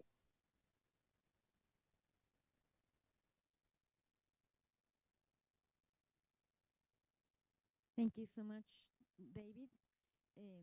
Thank you for this enlightening presentation on what you're doing and focusing on what is needed and utilize all media with your own voices. That's very nice to hear and to learn about that. So next, voy a paso al español, switch to Spanish, sorry for that. Gracias, David. Spanish now. Thank you, David Matias, for your great presentation regarding what you're doing in Antigua and Barbudas. Thank you so much for focusing and shedding some light on what you're doing and using your own voice to send the message across, using all means and channels available to communicate to others, to the citizenship, what Social Security is all about. The floor is open for Sergio Duran now at the panel, who's here in person, representing an entity or a body of decentralized bodies of the Mexico City. He's representing the Mexican Security Institute of Social Security. Let me read it if I find his bio, his achievements, Mr. Duran's achievements. Sergio Duran Sagarnaga has a degree in law and government administration. He has a master's in political law and public administration. He's studying currently an education degree. He is the head of the Department of Decentralized Operations in the Mayorship of Mexico, a part of the Mexican Institute on Social Security. He exercises budget of different types of benefits and insurances of IMSS, and he's part of the department that represents those who pay their contribution or fee voluntarily. Thank you, Sergio Duran, for being part of the Presidium and the panel. The floor is yours, sir. No, we can't hear him. Okay, thank you all very much. Thank you all once again for the kind invite. Mr. Alvaro Velarca, General Secretary of the Inter-American Conference, kindly invited me for our purpose. Vanessa Stewart, she's leading the research projects of CISS. Thank you very much for your direct support always. And while the question that arises that needs an answer, that's part of our interest, how do we offer Social Security in Mexico? We offer Social Security through our two main institutions, which are the Mexican Security of Social Services, IMSS, and the Institute of Social Security Services for the State, called ISSSTE. So if we speak of Social Security in Mexico, we definitely must speak about IMSS, the Social Security Institute in Mexico. It's been present in the lives of Mexicans for over 80 years. It has its legal mandate sourced from the 103rd article of the Constitution or the Charter, because in our Constitution, we need to offer, and our mandate is to offer Social Security benefits. In compliance, we offer Social Security services as public services that impact the nation for all the workers and their families. We have to increase the coverage of Social Security benefits in our population. It's our constitutional mandate with the social sense. The second article of the law of Social Security, the General Act, establishes that Social Security has the objective to guarantee the rights and access to health, medical services, the protection, and we need to provide Social Security benefits and services in general for the collective well-being and for the individuals. We've created plans to offer pension schemes. We're in compliance with law, and this services must be guaranteed by the Mexican government. Mexico's population approximately is constituted by 120 million Mexicans. In the first quarter that was measured in 2023 at the IMSS, we have the population measured. We have 64 million people in our population being analyzed, which are representative of 49 or 50% of the national population of this country. They're benefited or insured by the Mexican Institute of Social Security. IMSS is this institution that provides greatest coverage at a national scale. Without doubt, it's a tool for government that offers Social Security benefits of great impact in the world.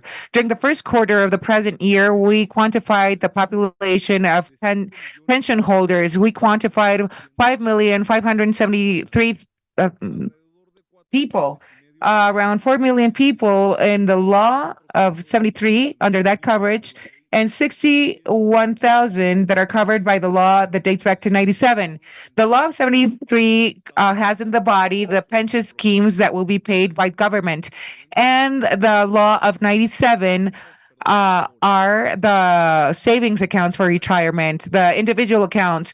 The payments of these pensions cost around 136 million pesos monthly. Just for you to analyze the numbers of what we invest in Social Security in the Mexican Institute of Social Security. And while the payment what's subsidized in March of the present year, the payment reached approximately the next number, 671 million pesos. And we have to go through the processing of a lot of cases filed that are 173 over 1 million people. IMSS gives 5 types of insurances and benefits for the members or affiliated citizens and their families. Pardon. You see the numbers. We have the benefits offered. The last 3 ones, we offer medical benefits, economic benefits, and social security benefits. There's 5 types of insurances and coverage. Labor-related insurance that protects the workers if they suffer an incident or accidents or suffer any disease at the workplace. If there's an accident at the workplace, IMSS will provide medical assistance and, if need be, a pension for the worker. Or if the person dies, the pension is cascaded to the beneficiaries. There's another insurance for maternity leave, which covers health insurance, hospital costs correlated to specific conditions, and pediatric services. We include temporary disability and maternity leave. The third type of insurance or scheme is the disability life insurance. And if there's a permanent disability or the person that receives the benefit passes away, the benefits are portable to the beneficiaries. There's the insurance for employment, retirement, and retirement during the aging population. This insurance has been created to ensure the economic well-being of the workers in retirement stages. We include pension schemes correlated to aging. The fifth type of insurance is the insurance of daycare systems and social benefits. In that case, daycare systems provide services for the kids of the hardworking males and females that have the insurance, that have kids. When they receive the benefit since they are turned 43 days of life. And there's other insurances that cover kids till they turn 6 in preschool years. This has been all authorized by the Ministry of Education, of course. When we speak of social benefits, we have other activities and programs that foster health. We drive forward these programs and have cultural and sports events for our people. We train the workers and give them technical accreditations. We have holiday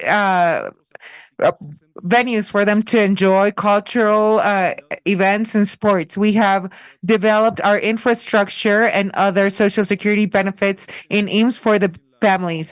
I lead a department, as Vanessa said, in Mexico City in the mayorship, and I lead that entity representing IMSS, and we offer 2 out of the 3 schemes and 4 out of the 5 insurance schemes that we have. We try to be as efficient as possible, and we do everything to serve others with honor. We have the infrastructure at IMSS to provide the services that I've aforementioned.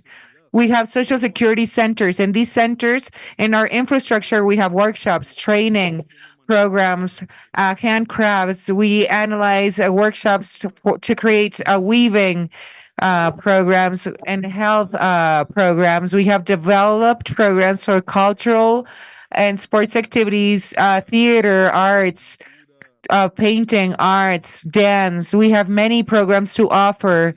We have training skills and technical accreditations like development or clothes development, beauty, cosmetology, and other benefits or programs and trainings are offered.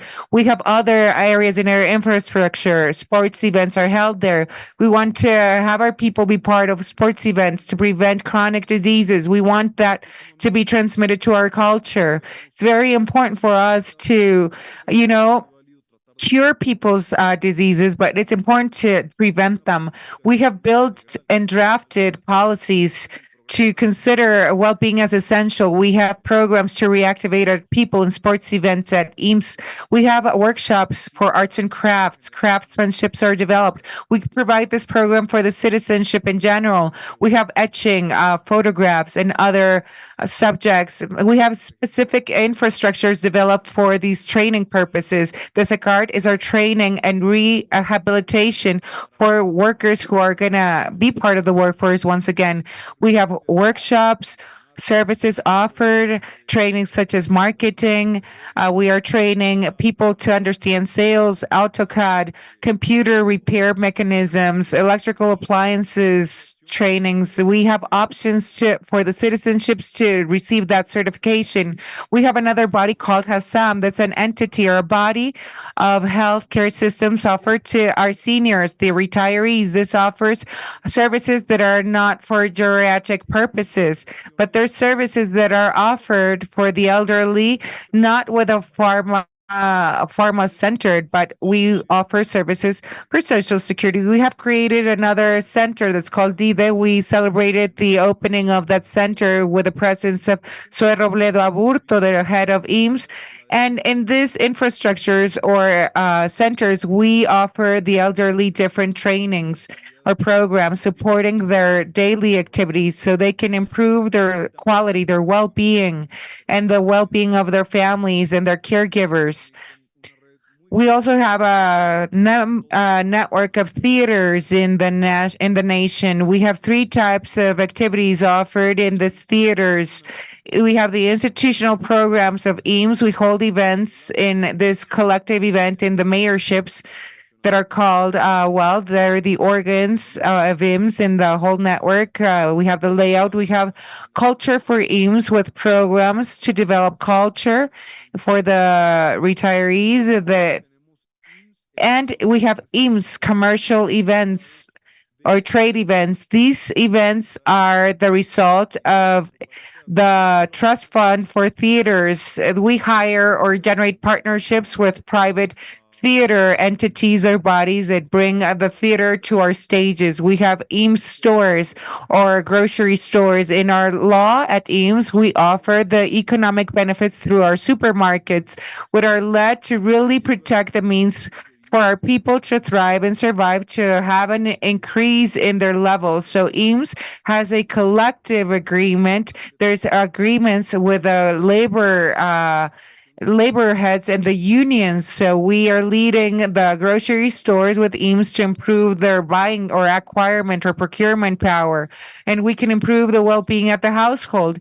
In 54, the IMSS reached an agreement with the collectives and unions to create the network of grocery stores that can provide basic products for them to be bought at inferior prices in comparison to the prices offered by other entities, and will be administered by the Social Security Institute, or there's IMSS grocery stores, and the general population can go and procure there. We have institutional centers, which are 4 in Mexican territory.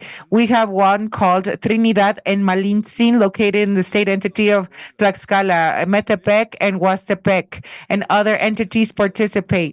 This is all under the policy of our law of the Social Security benefits offered by IMSS.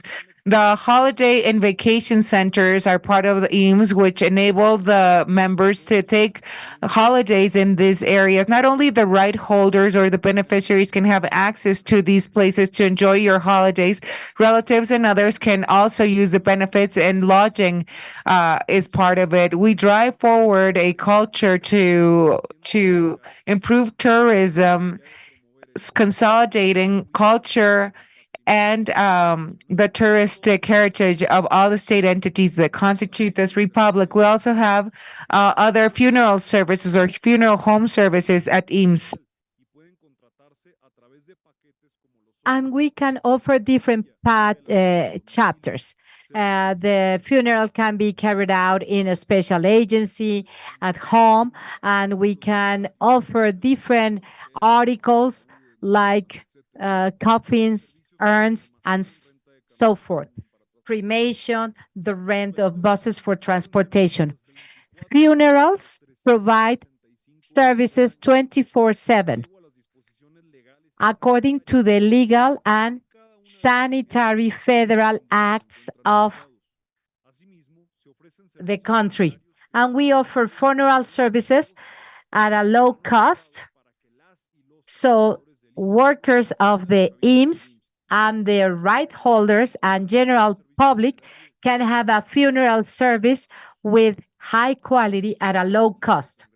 And we have a unit for congresses, a cultural center for workers, Dr. Ignacio Morones Prieto, located in the Century 21st building. It has three auditoriums and 23 auditoriums rooms, installed capacity to receive 2,300 people, and it has more than 1,800 square meters.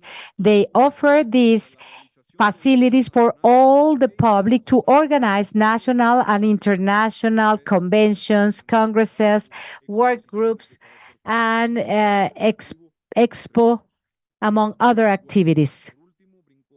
And lastly, let me talk about the most sensitive issue of the IMSS, all the daycare centers that we have all over the country. The daycare centers promote the comprehensive development of children with pedagogical activities, healthy food, and we have qualified and professional staff in safe and functional facilities.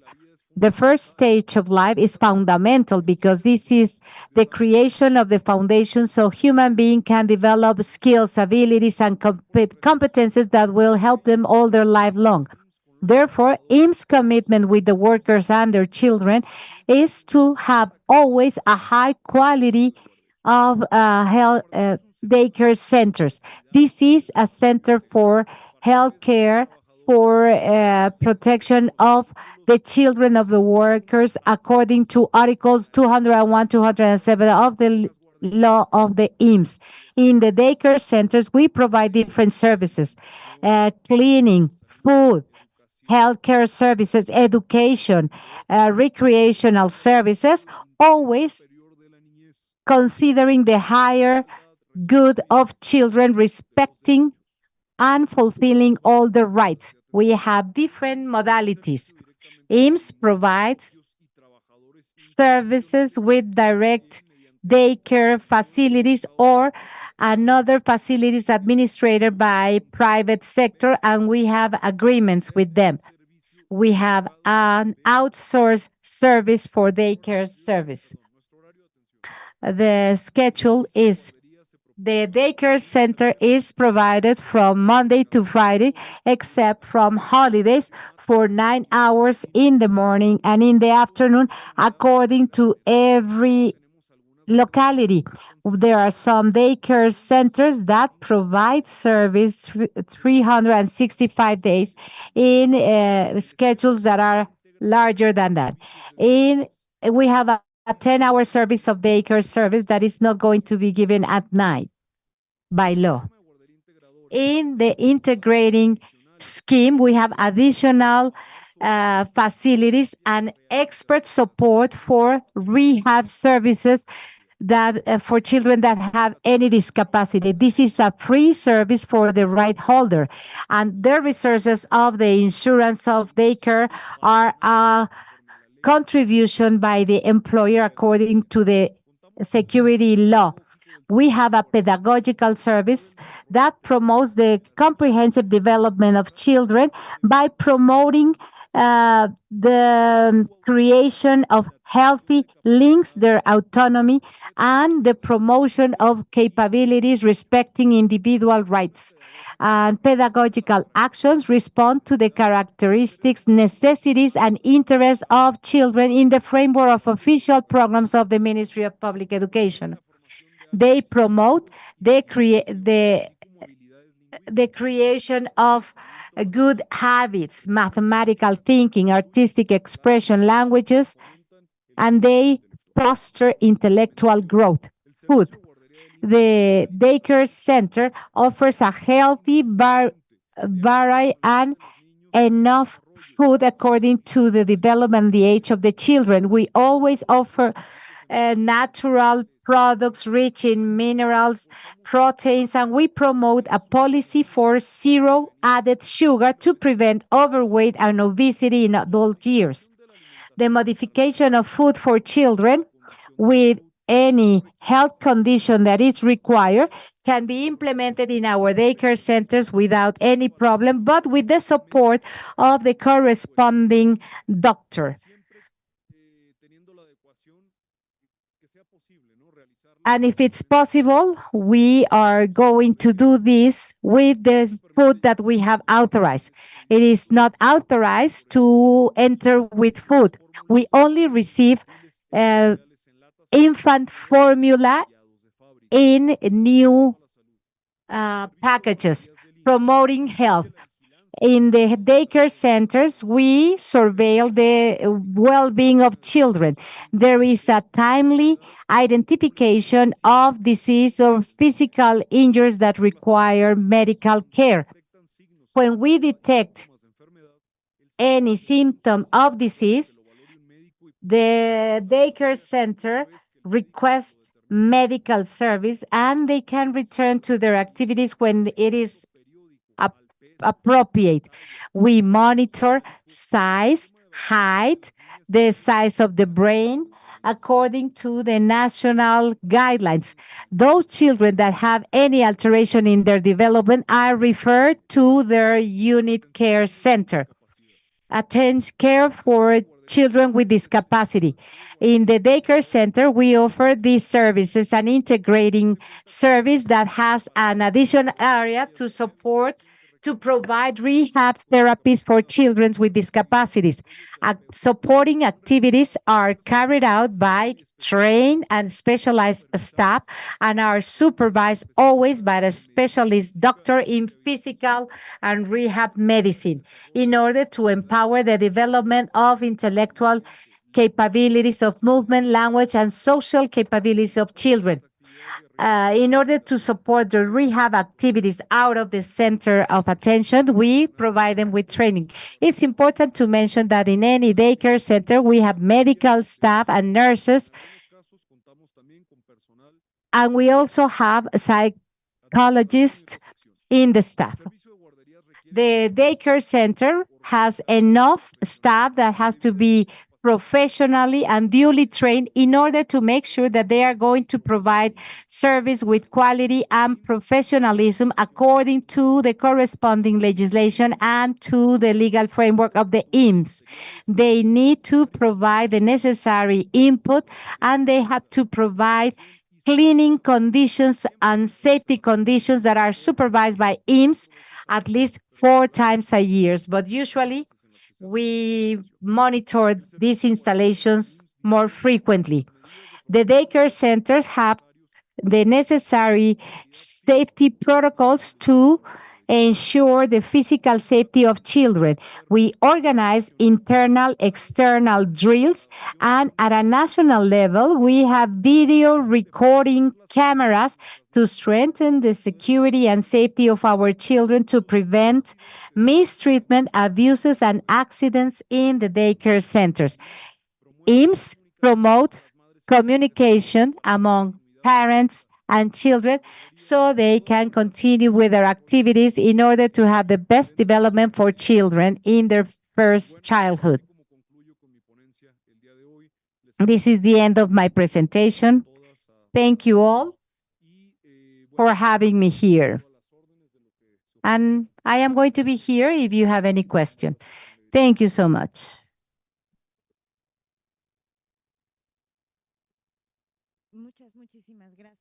Thank you so much, Sergio, for walking us through all the offerings that IMSS has in Mexico regarding social and economic benefits. I think it's very important to disclose and disseminate all the rights that you offer to the right holders. It's great to learn about that. Thank you so much.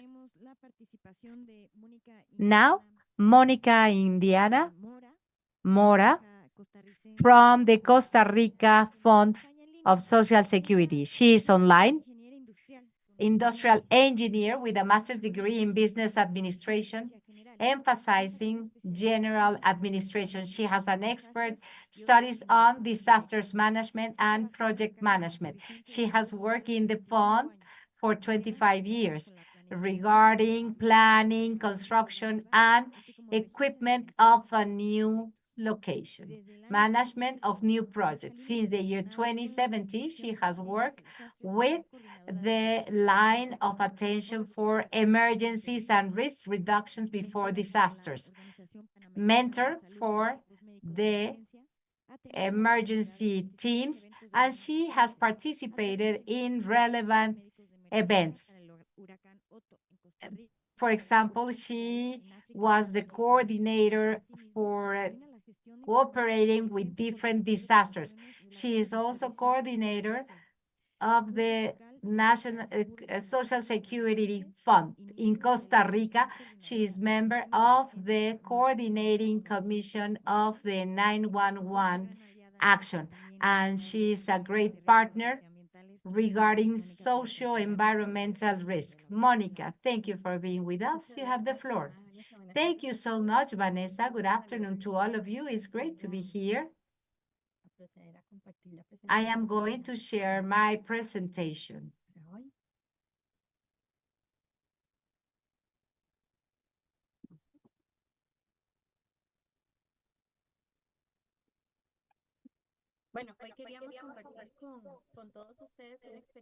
I wanted to share with you an experience that we had. Mrs. Vilma, on that something that happened on April that endangered the continuity of the institution. The healthcare services were able to be provided to the population in a different manner. And somehow it allows us to implement different care models than the ones that we were used to provide in the institution. Everything is as a result of the publication of the framework law 10159 that standardizes all the actions, all the profile, all the functions, and the salary of different professionals in the healthcare environment all over the country, public or private. So there has been a great social movement regarding this frame law for employment. Basically, specialized doctors now are working in this institution with an extraordinary payment. There was a specific union that was trying to defend the rights of their members.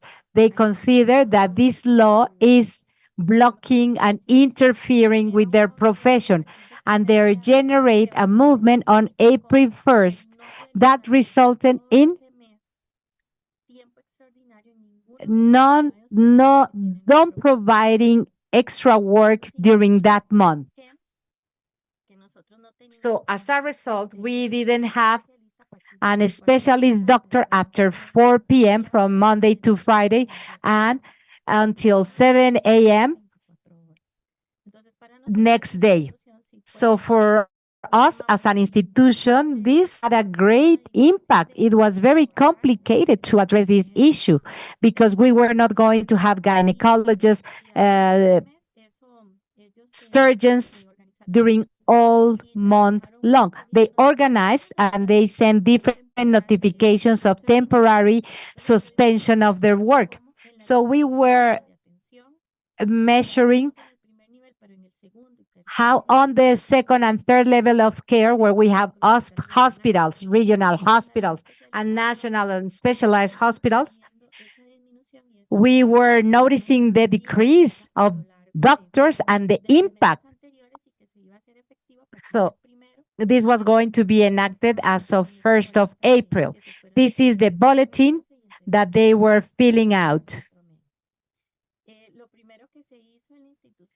So the first thing that we did as an institution in order to address this impact was to define critical service for direct care. We prioritize what were the cares that had to be given in the country. So we identify everything that had to do with trauma, emergency services, gynec obstetric services, and intensive care, OR, and patients hospitalized in case there were complications in the period where we were not going to have specialized doctors. So here you can see that out of the 29 hospitals, 21 were not going to have a specialist some of the days in April. The same for surgery. 21 hospitals were not going to have gynecologists, or 26 hospitals were not going to have professional doctors or specialists during April. Orthopedia, the same, was part of the first mapping that we did. In this map, you can see the Northeast network of healthcare. You can see how many hospitals we had, and we had 100% impact in anesthetics. So in all this sector, we were not going to have any specialist in anesthetics some days of April. And if I don't have an anesthetic, it makes no sense to have a surgery or to have a surgeon. So the scenario that we noticed at that moment was a very high-risk scenario. It was going to have an ongoing impact. We were going to provide special salaries to those doctors that were able to work. And we designed a contingency plan, and I am going to elaborate on that. The contingency plan, in order to continue providing critical services, includes the services that I just mentioned. The main purpose was to have a coordinating structure, actions for organizations, and actions related with direct care for the patient. Being able to provide health care to patients despite the situations that we were facing.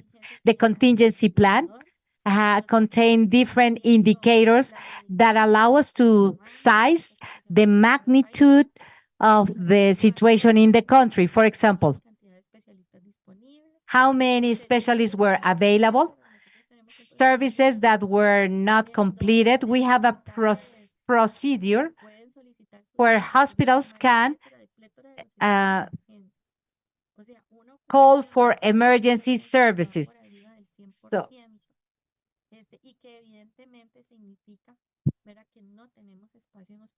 meaning that they have no more room for patients in the hospitals, patients in emergency and urgency rooms, patients that don't need to receive urgent care could wait.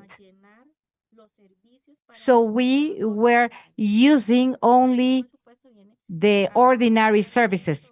And of course, this is going to make more complicated the provision of services from 6 o'clock to 4 o'clock in the morning.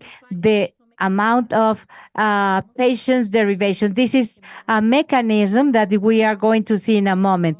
With this mechanism, we were able to provide care to all of them. We were linking the private sector with the public one.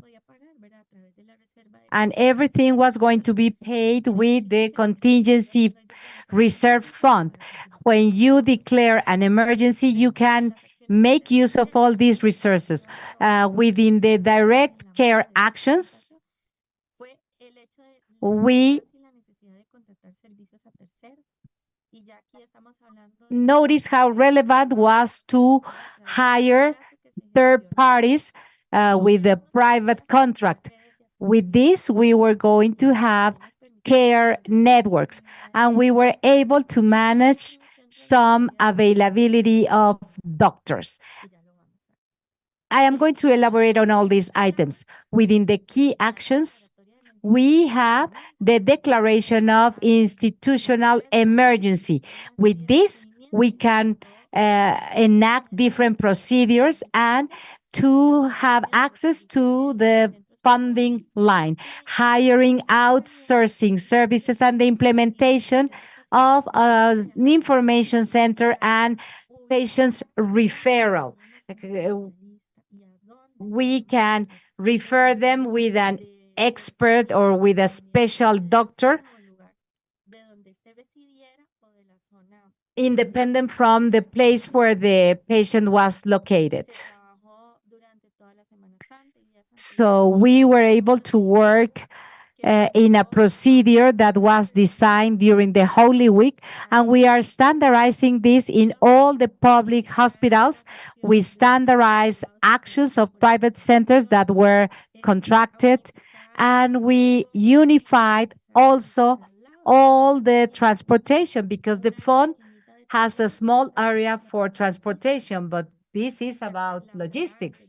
The emergency car, if I needed some transportation, they helped me to get one or to have an escort or any other specific requirement that the medical center have, but they don't refer patients based on the medical condition that they have and in the timely and emergency that the time and emergency that they are suffering. This model has been implemented several times, but this one in specific give us the opportunity to have a national approach, linking the private and the public sector. The private sector has less resources than the public one, so we needed to make very efficient all these resources, not only for transportation purposes, but also for the payment. We were able to generate a line of functioning within this center. Here you can see the organizational chart. We have the leader for that specific center with a host of functions, administrative support in charge of registers, statistics, human resource control, everything was funded with this extraordinary fund. And the schedule was as of 4 o'clock in the afternoon till 7 a.m. of the next day. We had 5 shifts full-time. One manager in charge of patients organization, classification, urgency, prioritization, and a series of managers that were in charge of finding the specific hospital that was necessary for that specific patient at that time. This is a snapshot of April 1st. Here you can see that some of them have some bars, but here they have 3, 2, or 1. Meaning that they have one specialist in one region or no specialist in the region, as you can see here. Here we only have urgencies, orthopedics, and surgery, but we didn't have anesthetics. And the central region had more availability of service. But you can see that there was only one specialist for all the region. It was very complicated. And in the Pacific area, this is another example that was replicated in the country. We have just one anesthesiologist, one surgeon, and a peripheral hospital could have some services for complicated patients, that a service that we didn't have in the regional hospital. This is the Manuel Sanabria Hospital, had surgery but without anesthesiologist. So things were more complicated because we didn't have a full team. It is a hospital that has less complexity, but they couldn't have all the staff or all the necessary inputs. And for all of this, we enable a database, an information system that was very useful, because without it, we couldn't for the situation. We were able to collect daily information. This is very dynamic about all the specialists that were going to be available, where they were located, in order to have a map about a specific specialists for certain cases. With these information centers, we can trace back the patient since the request of the patient in a national center, a specific pathology, a specific request. Here you can have the history, the case, the needs, and with all this information, we were able to assess the situation, the availability of services, and to refer them to different centers where they have the capabilities to provide the specific care. We couldn't work with all of them. Some of them were only for the center hospitals, but we enable doctors' consultations with the doctors that were available at that time. But the most important part of this model for transportation and referral is that no matter where the case emerged, we could send them to different hospitals. The network was non-existent, and we couldn't have only one hospital network of all the country. And you can see how patients were transferred from one part to the country to another in order to receive timely and professional care according to their emergency and to their needs. We also evaluated different elements like distance, if that patient could be transferred to another medical center or not. And in the private center, we received the support of the Health Costa Rican Chamber. That was a private center for referrals. So when the fund requested to this center or to this chamber the activation of a private center, in this case, there were five private centers for a specific care. The chamber was in charge of saying that patient is going to be sent to the private center number 1, number 2, or whatever, no matter where the center was located, if it was in San Jose or in another region. Patients were transferred in an emergency car without any problem. And thanks to this, we were able to provide medical care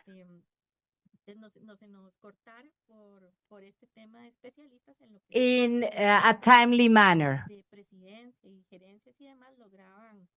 All the managers reached agreements to accomplish this. This is a snapshot of all the system. It was very dynamic, so we needed to have everything available to us. We had diagrams, we had cuts at different times to be able to identify if a specialist already arrived or not. And we were able to have a control of all the medical staff that was available independent from our network. And this is the most important information that I would like to share with you, how we were able to break this network and to approach other entities in order to receive care. The movement started on April 1st, and we had a total of 677 cases that were managed in those schedules. 53 of them required transportation to private centers. 367 cases were referred to another healthcare center called K. 247 cases could not be referred, but they were given the services with other bodies or entities or physicians who are expert in their field that are located in the region. You see the plot, this graph at the beginning of it. At the beginning, you see the incremental. There's just a few cases, but you see the peak during the weekends. We work 24 hours, and there is an incremental there in the reading and the petition of reference patients. And since you see 23, 69, 102, 194, and then there is a decline in the graph going down, plummeting to the last moment in that. So we reached agreements between institutions. out of the main services that are being offered and referenced, you see obstetrics, surgery, radiology, orthopedics, emergency wards, medicine, neurosurgeries, and then we see the subtypes of types, and we narrow down all the visions and the types of services, which are critical services, and where we focus, you see the graph where our efforts are all aligned. Here, I point out there are 53 patients referred to the different networks in the medical services. There are private. And here, out of the 5, we only use 3. And then there's one that's the National Institute of Insurance that was referenced with a traumatism. Out of the results, the outputs led us to see the management of the network of services. There's the patients, and we go through the assessment. We all work collectively along the same lines. We drafted an assessment of pathologies. We have priority matrices to classify the patients that were referenced due to the complexities. We coordinated the efforts with the network or without it, and we transferred people within institutions. We have the databases, and we coordinate ourselves with our institutions in the healthcare services. As the analog case of EAMS, we have the hospital management and the entities that correlate and bridge all the reference patients to the network, which is the total system. You see the compilation of data systematically in the nation, and we keep records and tracks and quantify. And we map out everything in a region. To give you an example, you see the network. We see patients that were taken or reference to Punta Arena. There's patients here in the southern region of the country that led us to the Pacific zone, and there's patients that were taken from the National Institute, the hospital that's called Peralta, to other hospitals in the peripheral regions in that region. So you see how we didn't want to saturate our map here, but you see how we reference patients from one place to another, irrespective of the region and from where they're at. So I believe that that's been one of the most important systematic implementations that we've had. Just to say it in a snap, in a blink, you see this map, and this helped us sustain systematically the support during an emergency, to reference the user, the patient, to a healthcare service, to an institute, to give feedback and continuity to the process. We define it all from the central region and to the other network. We provide universal coverage of the services, which is our institutional mandate. It's our mission. We need to provide services depending on the case and the urgent matter. We prioritize and think about the cost, irrespective of the cost. The reference to the institution. So the patients, as I've said, are referenced to the institution, and the floor is open for you all. And I thank you, and I'm here ready for any question or any formulation you'd like to prompt. Thank you. Thank you, Monica, very, very much. It's been very interesting for us to listen to all the whole layout, how you're organized. You're even tackling social and environmental risks amidst the situation. You've mentioned the institution's emergency scenarios, and we're analyzing how to manage and how to assess the process of implementing Social Security to solve a crisis scenario, to solve an emergency. This is correlated to the culture that's embedded, that's in the DNA of Social Security. We have those rights. We need to exercise the rights. Thank you, Monica, very much. We thank you all very much. And we're right on time to ask questions, to receive answers. The Q&A starts right now. I've received one question sent. We don't have the reply yet, but the question has been sent by a person who's been following the streaming through the network. It's for our Mexican counterpart. The question is, which are the requirements to obtain the benefits? I mean to say, if I need a specific fee payment, do I need to pay fees or have a resident status or nationality acquired? So I believe that you're probably mentioning the income. I mean, having access to daycare systems, I imagine that. Good afternoon, everyone. You only need to meet 3 requirements to use the daycare network of the Mexican Institute of Social Security. You have to be a member, an affiliated member, male, female, worker, regulated subject, beneficiary from the services offered by EAMS. The baby or the child must have been born.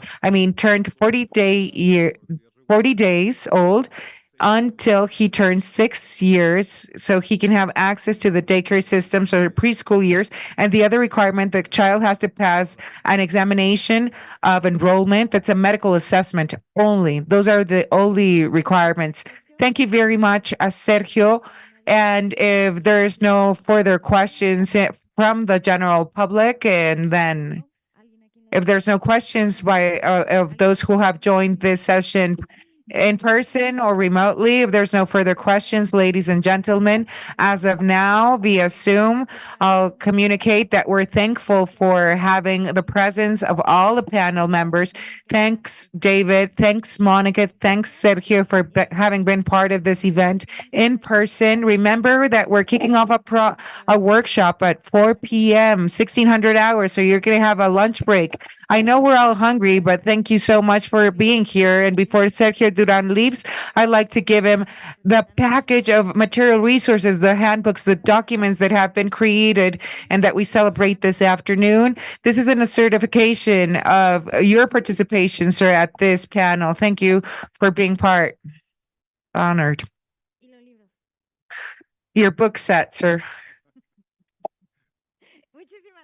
Thank you all so much for having been here. You know, it's been great.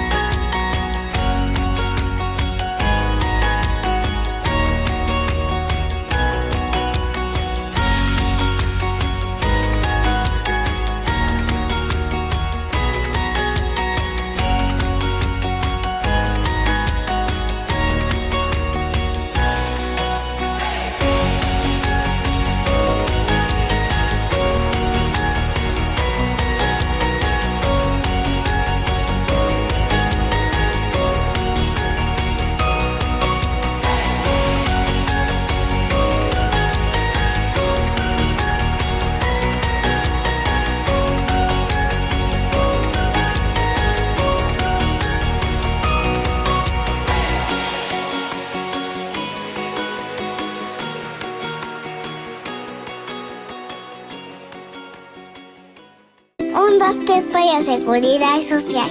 Trabajadores del campo. La señora Lupe vende empanadas en la esquina de mi casa. Todas las mañanas está ahí, al lado de su cesta. Siempre dice lo mismo. ¡Empanadas! ¡Empanadas! Como si cantara. Antes trabajaba como jornalera.